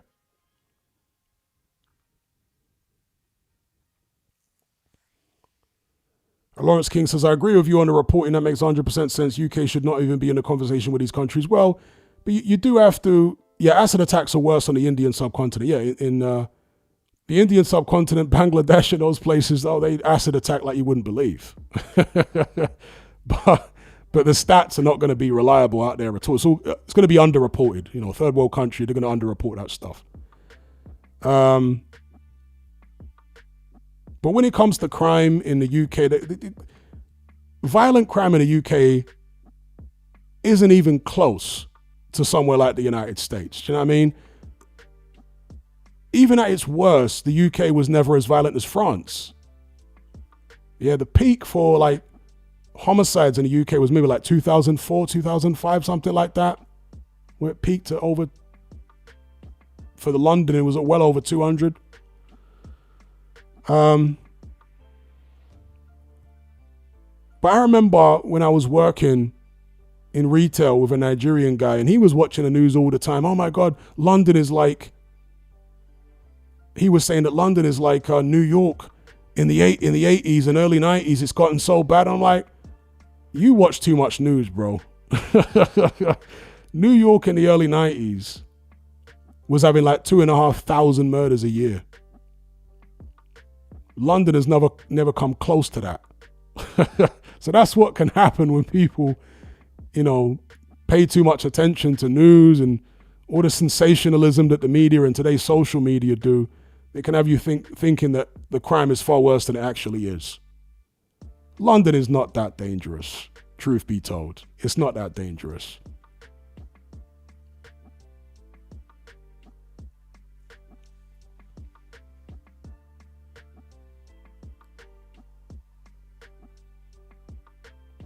You know, for a big city, London is one of the safer big cities in the world, actually, in terms of violent crime.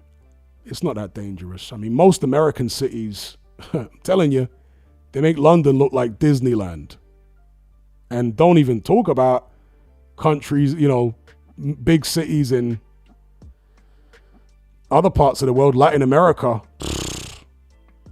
Totally different. I mean, totally different. Even big cities in Russia. I compare Moscow to London. Bro, Moscow is tough. What? Moscow. Yeah, even Paris. Paris has always been rougher than London, you know. People get misled by the romantic image that Paris has. Paris has always been rougher than London in my lifetime. It's always had like a higher homicide rate, and the areas I forget what they call them in French, but you know the areas that surround the outskirts of Paris? Do they call them departments rather than boroughs? Those places are way rougher than anywhere in London. So, I mean, like, Paris is super ghetto.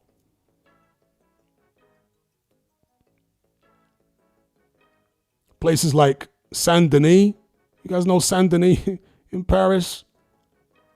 So yeah, Paris has always been much rougher than London in my lifetime.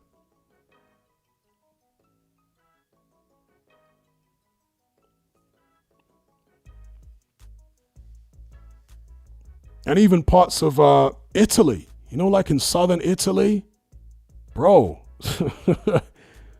it's still the case that in large areas in southern Italy in particular, it's run by the mob, by the mafia.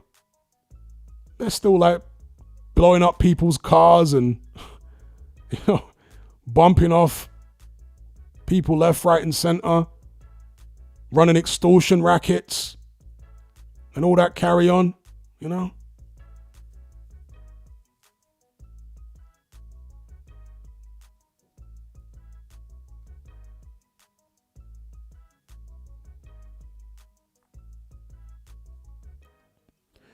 One of the reasons that France, for most of my lifetime, Paris, for most of my lifetime has been rougher than London is because firearms are much more readily available in Paris.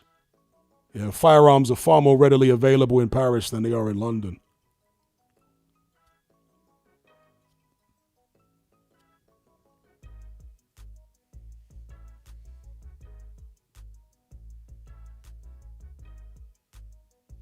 And that was one of the big reasons why,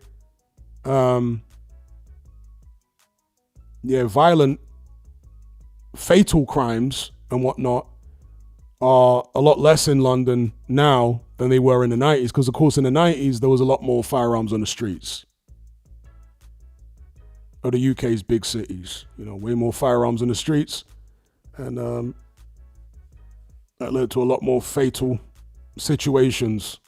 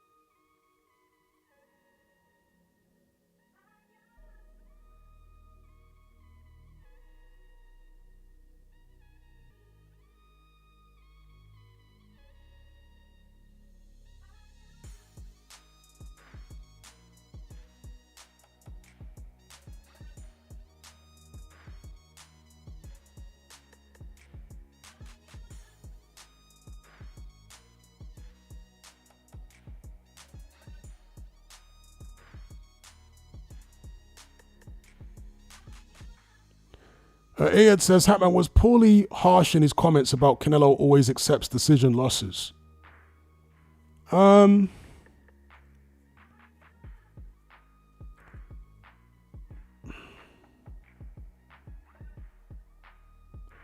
thing is, Paulie Malignaggi has competed at the highest levels.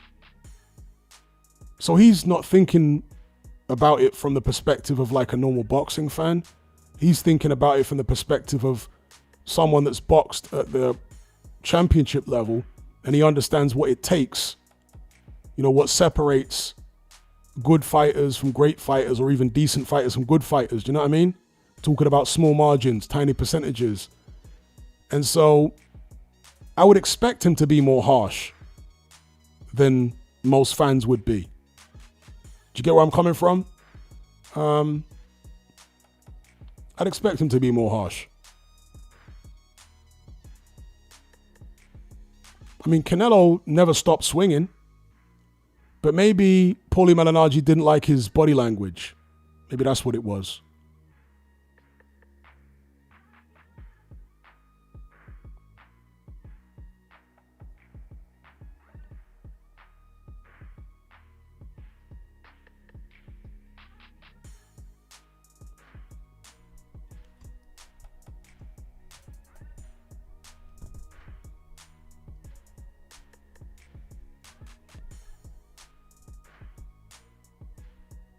The Phenom says, seems like every other kid is carrying something these days. I think this knife crime culture is spread across the UK. I grew up in the 90s and it was rare in my town. Seems far more common or far too common these days. I think that's really driven by social media, drill music, and also just the fact that the UK population is growing rapidly, right? So areas which were very quiet before are becoming more urbanized. And with urbanization comes this inner city culture.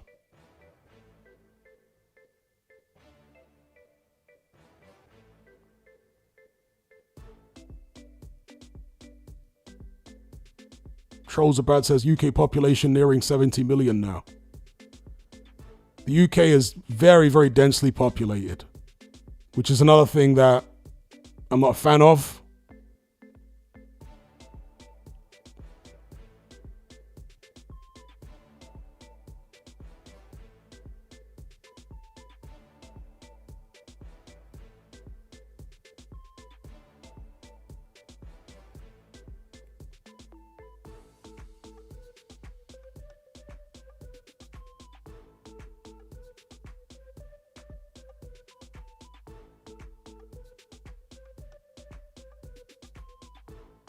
K1 Green says, you're not allowed to carry a knife in the UK. Not longer than, 3.5 inches or something like that? Pause. Because I know in the United States, in some states you are, right? You're allowed to carry any kind of arms, whether it's firearms or a knife or whatever. In certain states, you're allowed to.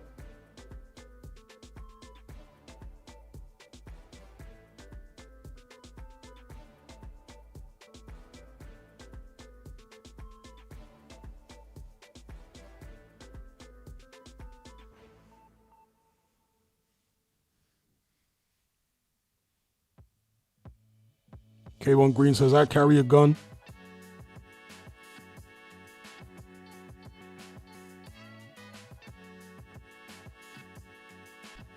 Michael says, knife crime is on the up and most youths carry them. I seriously doubt that most youths carry them. And I'm somebody from the inner city that spent large portion of my life living in the inner city. I seriously doubt that most youths carry them. Is knife crime on the rise? I mean, what do they mean by knife crime? Because if you get caught with a knife, that's a knife crime. But what did you actually do with it? Do you know what I mean? Most youngsters who carry knives around, they're not going to use it. Or they're not going to actually stab anybody with it. They don't have the heart.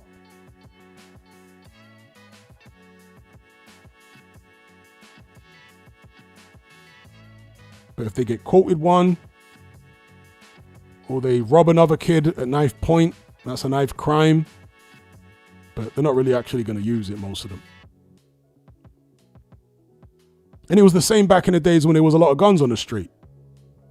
Most of the, youths and young men carrying guns, they weren't killing anybody with them, bro. They didn't want to do the time. They didn't want to suffer the consequences. Some people obviously were using them fatally, right? But most people were not. Most people that would carry them were not willing to go to that extent.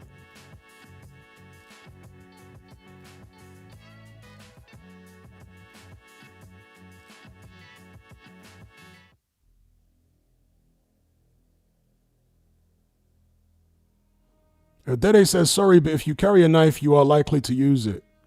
Use it how?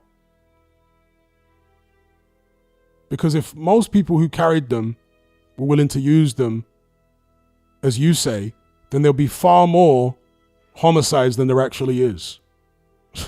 Way more. I'm telling you that most people that carry them, they're not willing to actually inflict any serious violence with them. No.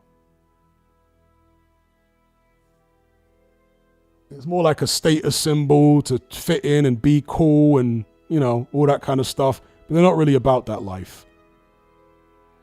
There's a minority of them that carry that are actually willing to use with deadly force.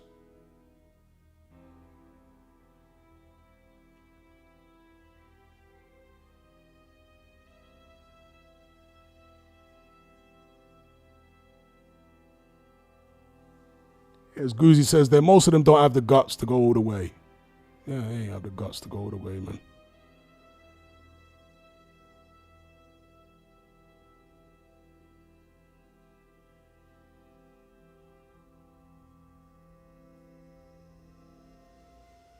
Michael says Chelsea has got worse. I work there, and once the social housing has been built on the same development, and the amount of incidents I have witnessed has saddened me. Well, there was one time when Chelsea was a really rough area. So maybe Chelsea's coming full circle. It was one time when it was really rough in Chelsea. You know? Then it went through an affluent time. Is it going back to being rough again? I don't know.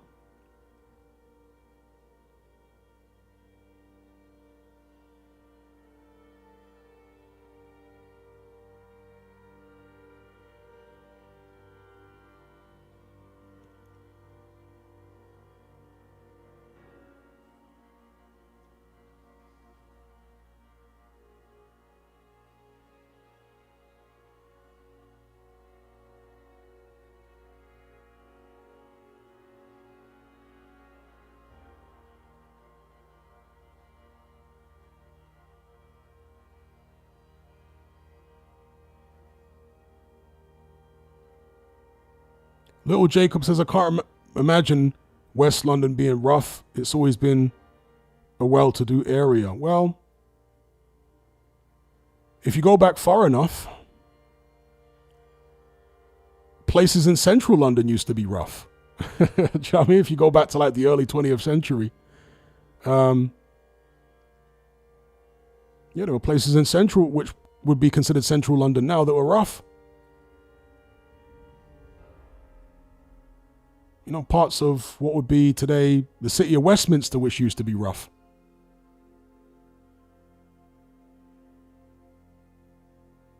Indeed, there used to be a thing called the Chelsea Smile, yeah. You go back far enough into the early 20th century and whatnot, yeah. All sorts of areas which are posh now were rough at one point.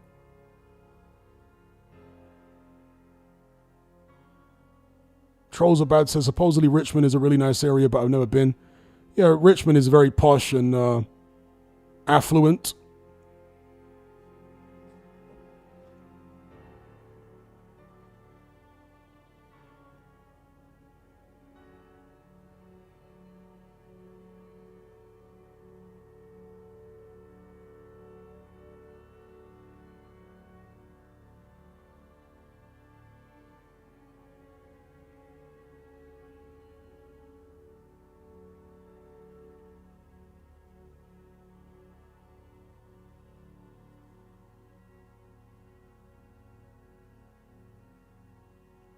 Yeah, Chelsea did used to have a serious football firm back in the days. They did.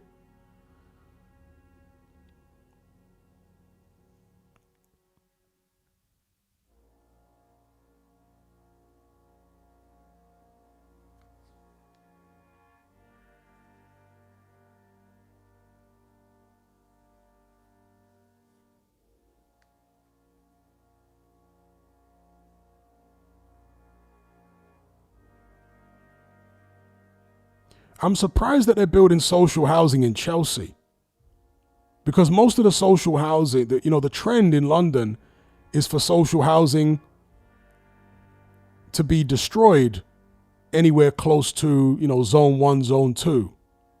That's been the trend for years now. And they're pushing all the social housing out to the outskirts of London, places like Croydon and stuff like that. So they're doing a lot of social housing. So I'm surprised they're building social housing in Chelsea.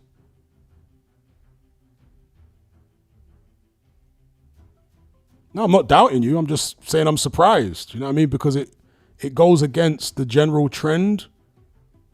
Because, for example, where I grew up in Brixton, it's heavily gentrified. Hackney's the same. Hackney's heavily gentrified. And many other parts of London, in zone 2, zone 3, they've torn down a lot of social housing and, sold the land off to private property developers and built posh flats and stuff like that. That's been the general trend. So I'm surprised that they've built social housing in Chelsea, which is Chelsea zone 1 or zone 2? I think Chelsea's zone 2, right? I'm surprised at that. A big up Supersized Fries. He says, Bud versus Hagler 160, who you got? Somebody else actually asked this question earlier on in the stream. I've got Bud Crawford against Hagler, and I'll tell you for why. Marvin Hagler was boxing at a time when you would weigh in on the day of the fight. I don't think Marvin Hagler was any bigger than Bud Crawford. Today, Marvin Hagler would be 154, 147. Yeah? Because weighing in on the day of the fight, they couldn't dehydrate as much as these guys do today.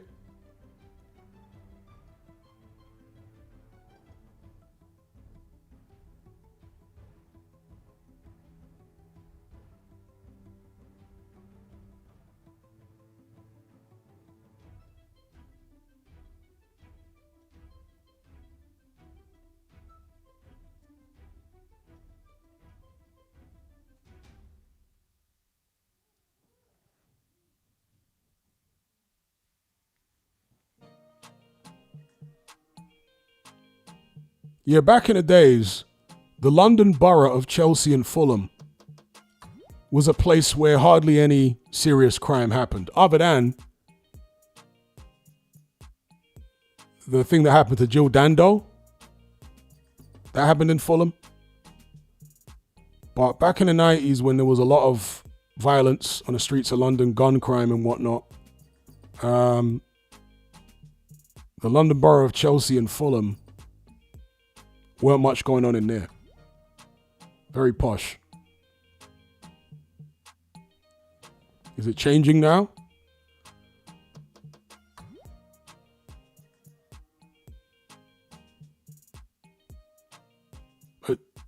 Kensington and Chelsea. Is that what the borough is, or is it Chelsea and Fulham?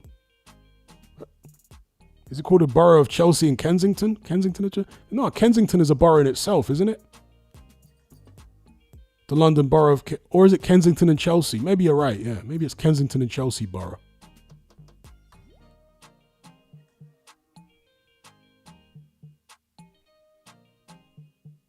The Royal London borough of Kensington and Chelsea. Yeah, that sounds right, yeah.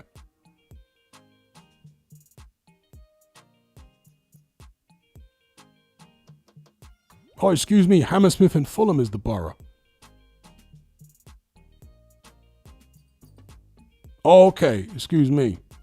Yeah, because Fulham is right next to Chelsea. Okay, Chelsea and Fulham. Excuse me, Kensington. I'm getting confused there. Let me get up. Let me get up the borough map. I'm getting confused with these West London areas.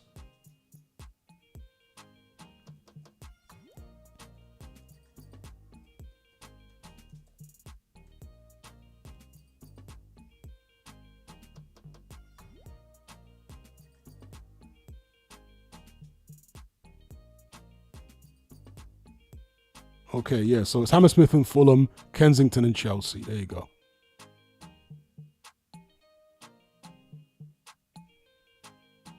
Just look at the map here. Some of the boroughs. I've probably been in every borough at some point, but not consciously, if you know what I mean. Because there are some boroughs where I'm like, I have never consciously been to that borough. For example, Hounslow. I'm sure I've been there at some point, but I don't consciously remember going there. To Hounslow.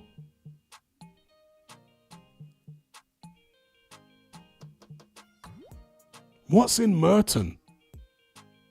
Merton in South London. What is in Merton? I'm sure I've been to Merton, but what is actually in there? What areas are in Merton? Bexley. Have I ever been to Bexley in my life? I must have been through there at some point, just driving through there, but even Hillingdon. Is Uxbridge in Hillingdon? Is Heathrow in Hillingdon? Or is Heathrow outside of the London boroughs.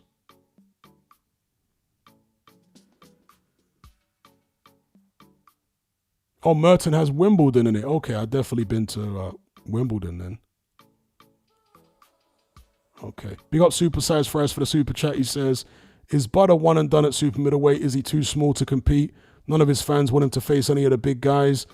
Well, the thing is, there's no real upside to staying at super middleweight because it's not like there's any cash cows there. It's not like there's any guys that have an incredible resume which Bud Crawford could benefit from beating. So at super middleweight, he's got all the belts. He's a very small man among those super middleweights. You know, you look at the Hamza Shirazes, and even though Billy is not a tall guy, he's naturally, you know, big and muscular and whatnot. So I think, yeah, the best thing would be one and done for him. But then again, I thought that Canelo would be too much. I thought that would be a step too far, and I was wrong. So we'll see what Bud chooses to do. What do you think? Do you think he should stay at 168 pounds?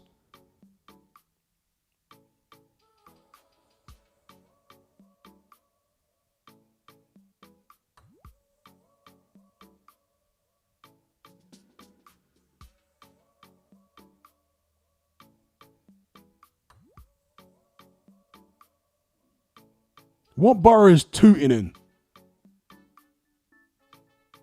Is Tooting in Merton?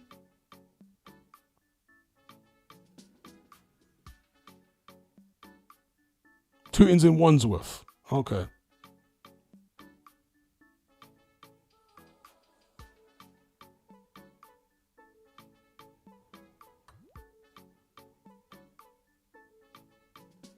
Big up AAA.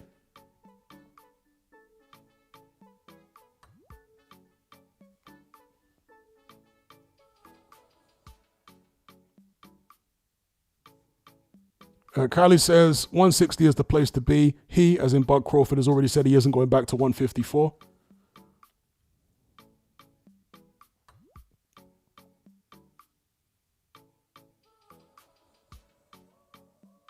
Kyle says, worst borough you've been to? Westminster. Yeah. Westminster. That's where they extort you the most. And the vibe in Westminster is just dead. Dead vibes.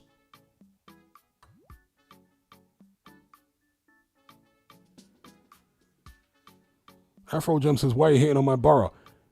You're from Westminster? Damn, are you a millionaire?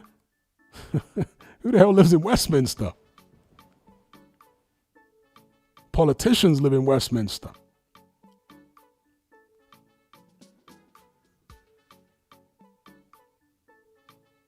Man said his bar is Westminster, you know.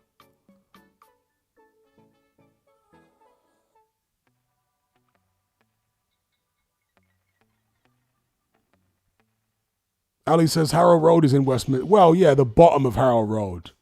A tiny section. Okay.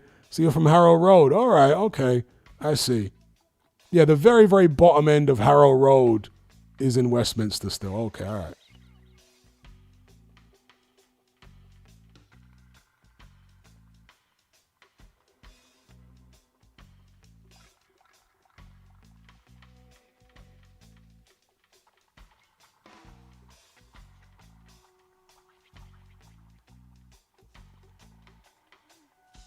So you're talking about like the edges of Westminster. I'm more thinking of like Westminster proper.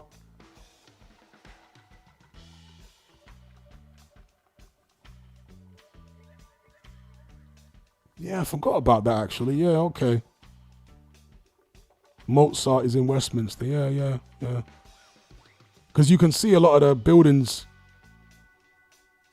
in the city of London from Mozart. Yeah.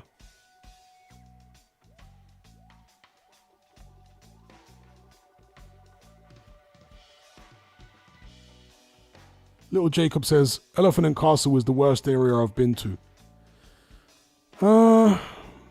Why is that? Just because it looks crap?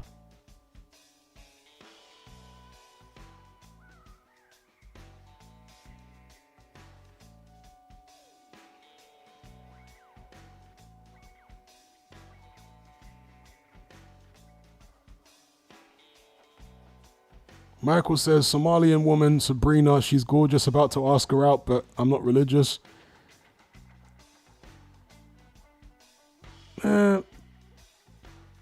Somali women in I don't know where you live, but they're not the most hardcore. I mean, some of them are proper religious, but a lot of them are not that deeply religious from what I've seen, you know.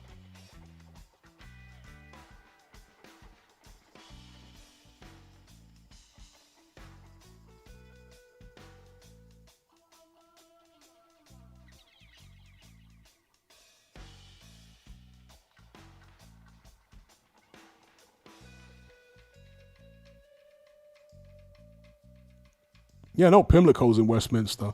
And they got that estate right by the river.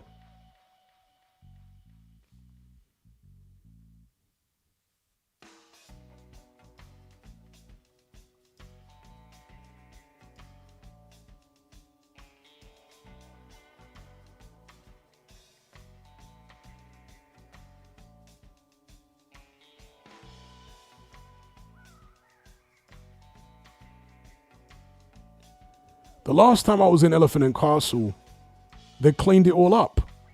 You know the underground walkways? Haven't they got rid of all them now? Or a lot of the underground walkways in Elephant and Castle are gone? They've been filled in.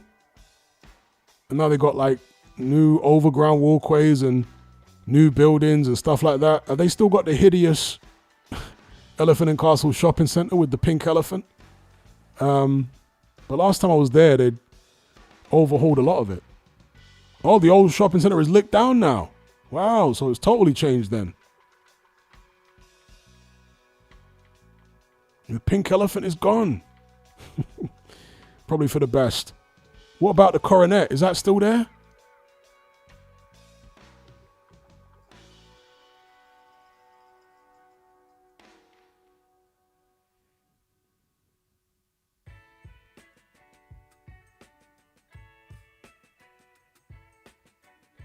D says Elephant and Castle is all right. Yeah, they filled it in and everything is gone.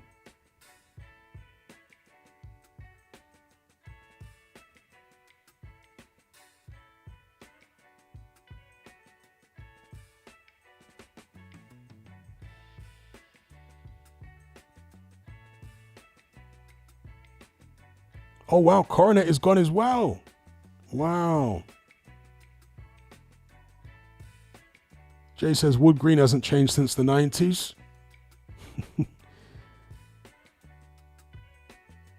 Tottenham hasn't changed since the 90s. Tottenham is one of the few name brand areas, if we can call it that, in London that hasn't been gentrified. It's kind of weird.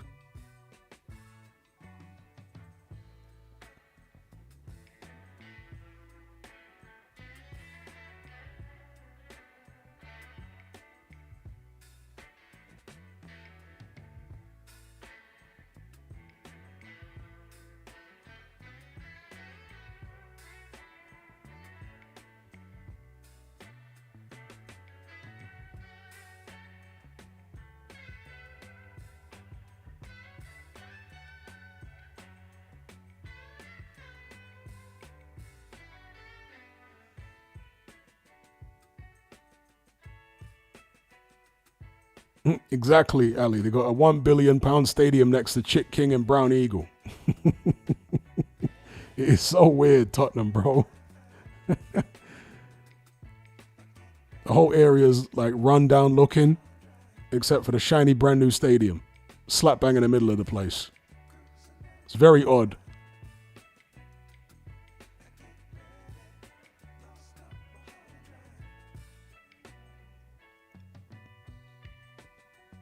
Even areas like Edmonton are still run down. You know, that's just, Edmonton is, I guess, to the north of Tottenham. That's still all very run down. Last time I was there. I can't imagine it's changed now.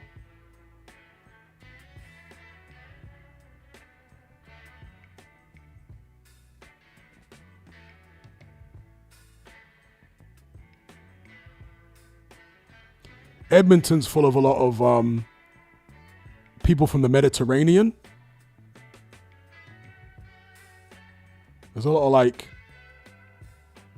Turks and Greeks and people like that, as well as other like Eastern European, Baltic type people in Edmonton.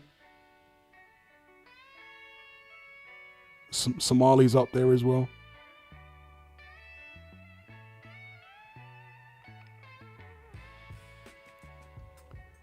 Okay, we got a weirdo in the chat. Let's get him out of here. Man thinks he's P. Diddy in this place. It's not that kind of party.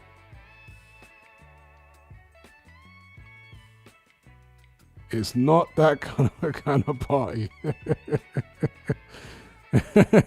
Let's get the Diddy wannabe out of here. We're not doing that.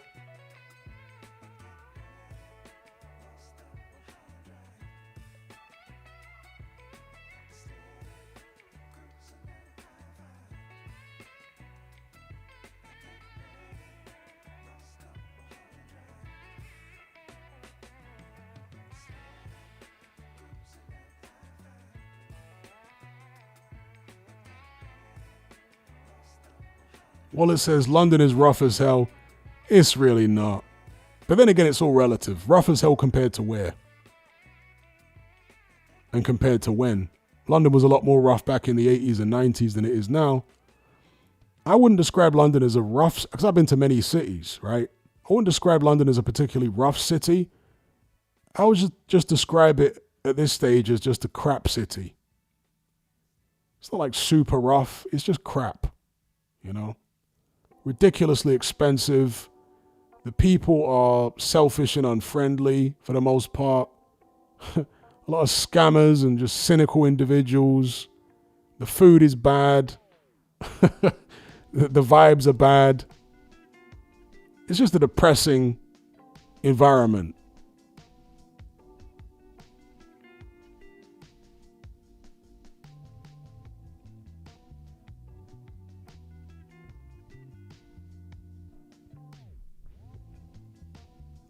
Yeah, Afro Jam. Yeah, London is depressing. It's a depressing place.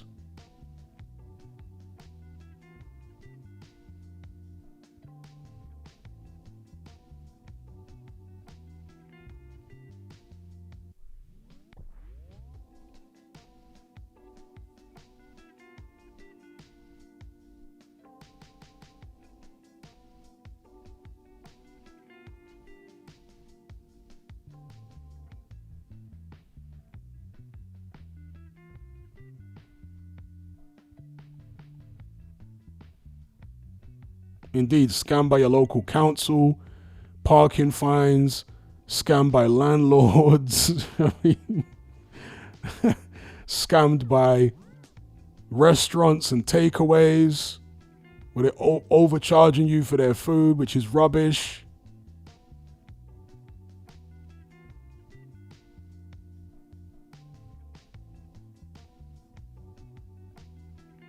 Ed Ellaby says slum landlords. Yep, there are those too. But just in general, I mean, maybe it's the same in most countries, in most big cities, but God, London landlords are some of the worst, bro. They're so scammy. I mean, we're trying to scam people. All the years I lived in London, very rarely did I ever encounter an honest landlord. Most of them are so dodgy. They're always looking to F you over. Unbelievable.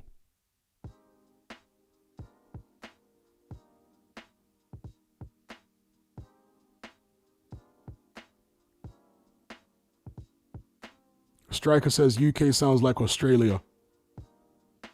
Well, at least you got nice weather in Australia. Although I'd say the Australian government is more authoritarian. But then again, with Keir Starmer at the helm, maybe the UK will catch up in terms of being authoritarian. You know what I mean? Because Australia's been very, very authoritarian for a long time now. A lot more so than the UK.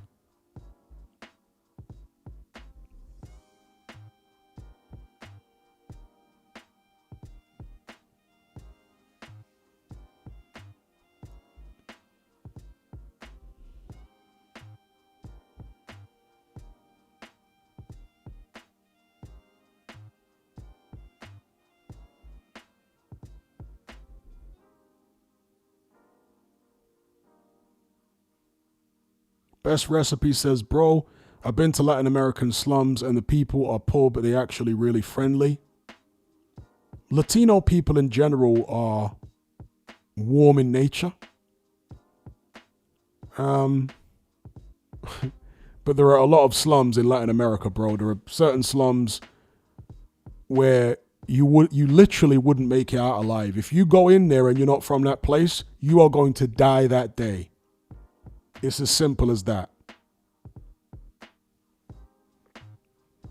So it depends on the slum that you've been to, because I can assure you there are certain slums in Latin America where if you go in and you're not from there, you don't have some type of pass, right?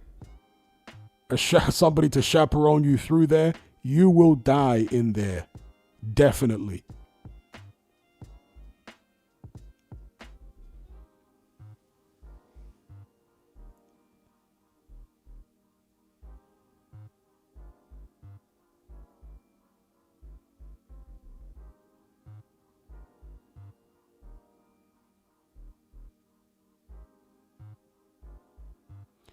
Well, yeah, Argentina's not that bad, as I understand it. I've never been to Argentina, but there are plenty of Argentinians where I live, and I've heard a lot about Argentina. Argentina's not that bad.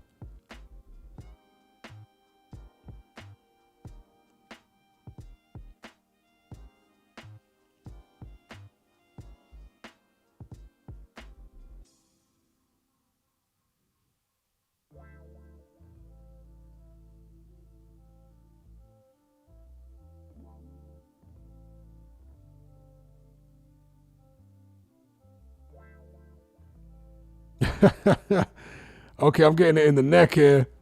Big up my Irish bro, he says, but I'm still not over your usage of the phrase the British Isles putting us in that sentence. My wife told me to get over it. Big up. A very proud Irishman. You don't want to be associated with the British Isles or the word British at all. I can respect it. I know the history and what your people fought for and all that. I can respect it. But like geographically, that's what it's referred to. And obviously, the word British predates the beef between, the British establishment and the Irish people. The etymology of the word Britain is actually quite unclear, because there are different claims about where the word British comes from. But all I can tell you is that, as far as I'm aware, the word Britain predates the beef between, again, the government of Britain and the Irish people. It predates all of that, if that's any consolation. But big up for the super chat every time. That's my guy. Big up the Irish crew.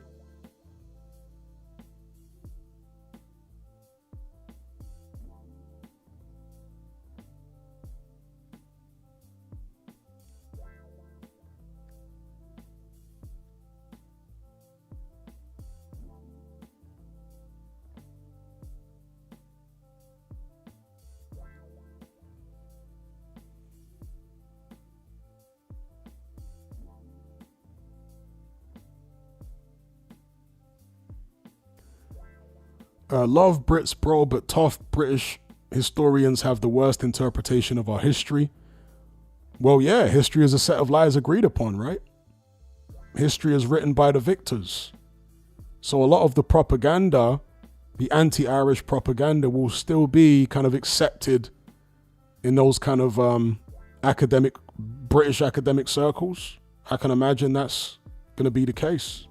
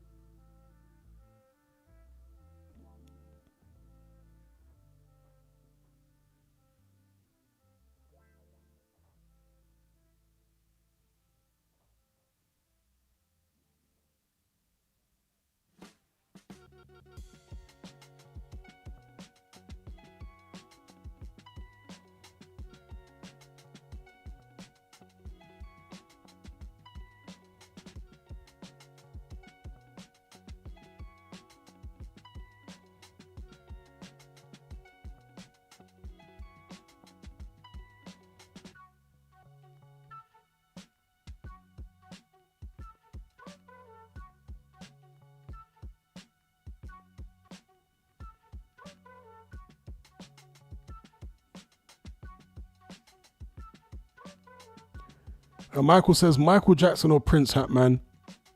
I always preferred Michael Jackson's music. To me, it was never really a contest.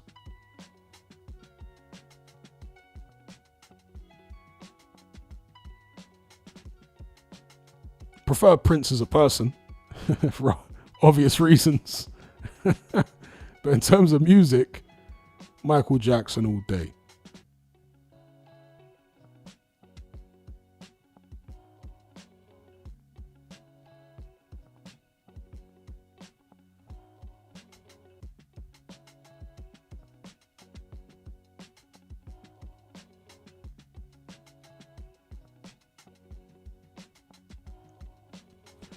Well, the history of Britain is very, very interesting and kind of mysterious. Because there's very little documentation of pre-Roman Britain. So it's very, very mysterious stuff. There are some who claim that the pre-Roman British culture, or at least some of it, originated from the Middle East. I've heard claims that the Phoenicians, one of the first, like,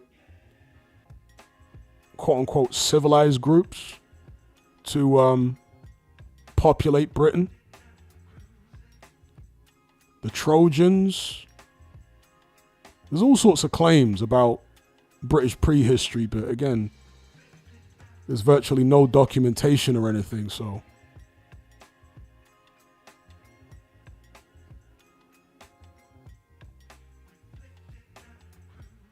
So, for example, there's this claim, I don't think it's even accepted as part of history, but that doesn't necessarily mean it's not true. But there's this claim that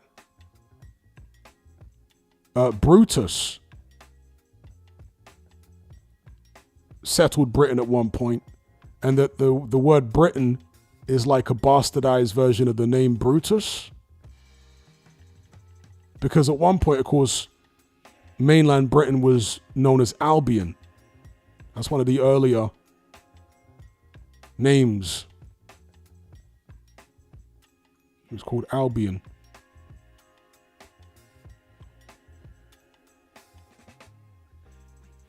We're talking about, BC.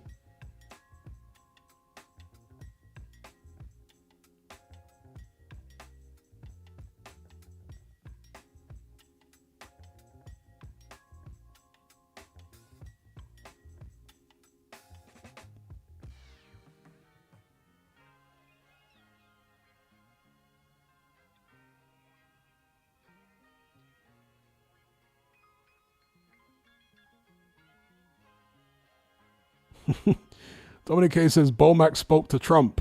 Has he got a White House connection? Is that how high Bomac is connected?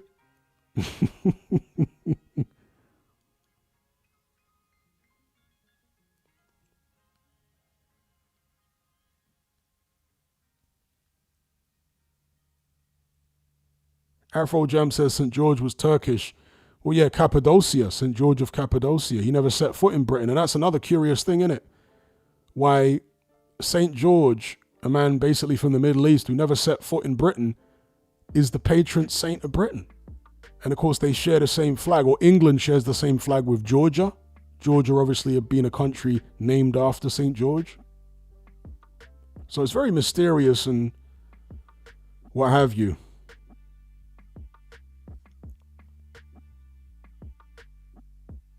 Because that, I think, is part of what people give as evidence that Britain in pre-Roman times was settled by a group from the Middle East.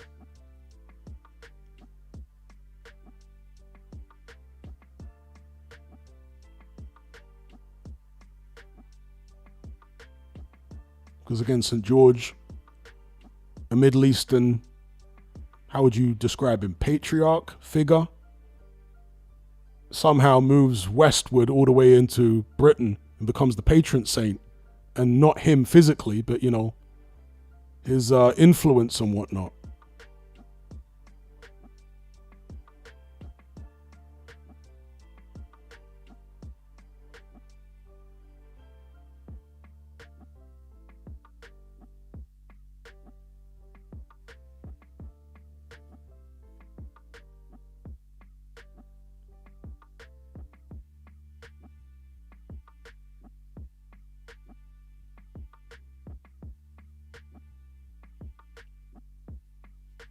Assisi says, St. George wasn't Turkish. The Turks weren't in the region at the time. They were still in the Far East. St. George was Greek, but the land was what it is today. Well, it depends what you mean by Turkish. If you're talking about culturally, or are you talking about genetically? Because the original Turks were actually Oriental people. So the Turks today look very different. You know, most of the Turkish people in Turkey, they don't look like the original Turks. They're more like European in their genetics. But the original Turks were actually Oriental people. You can still find original Turks in other parts of like Central Asia. Well, yeah, as Afro Jam saying that, Turkic languages come from Mongolia and Siberian steppes. Yeah, the original Turks were like Oriental people.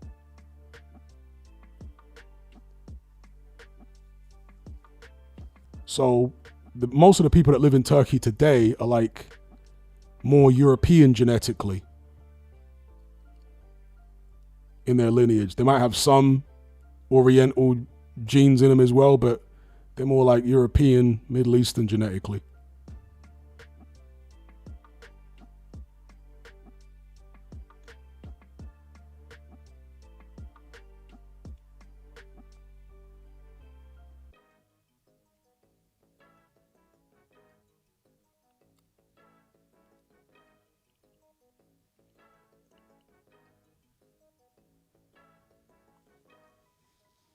Because most Turkish people are phenotypically very similar or indistinguishable from like Bulgarians and, you know, many of the Eastern European people that neighbor them. They're like physically indistinguishable.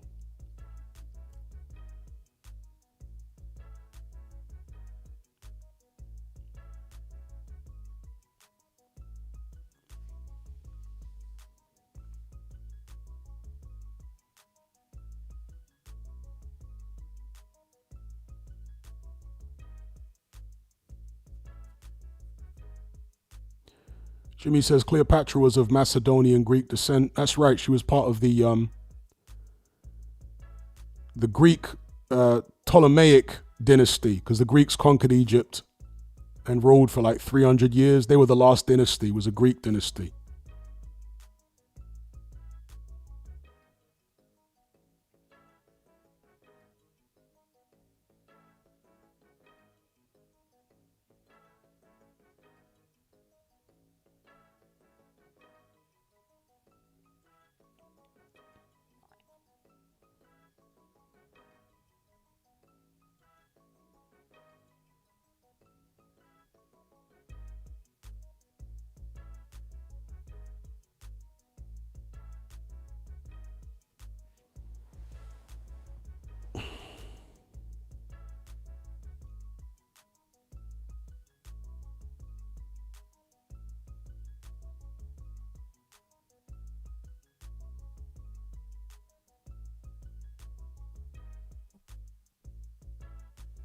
How long have we been streaming for now?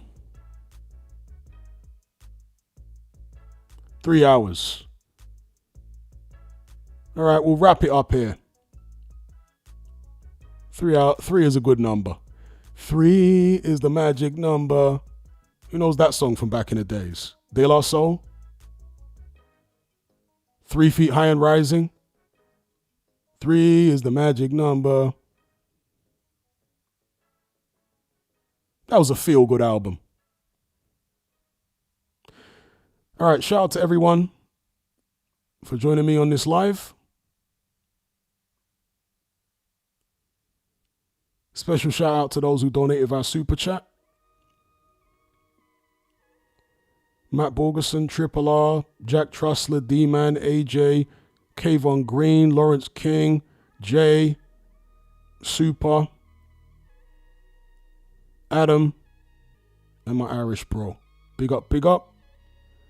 Until next time, take care of yourselves, be good. I'll catch you on the other side. I'm out.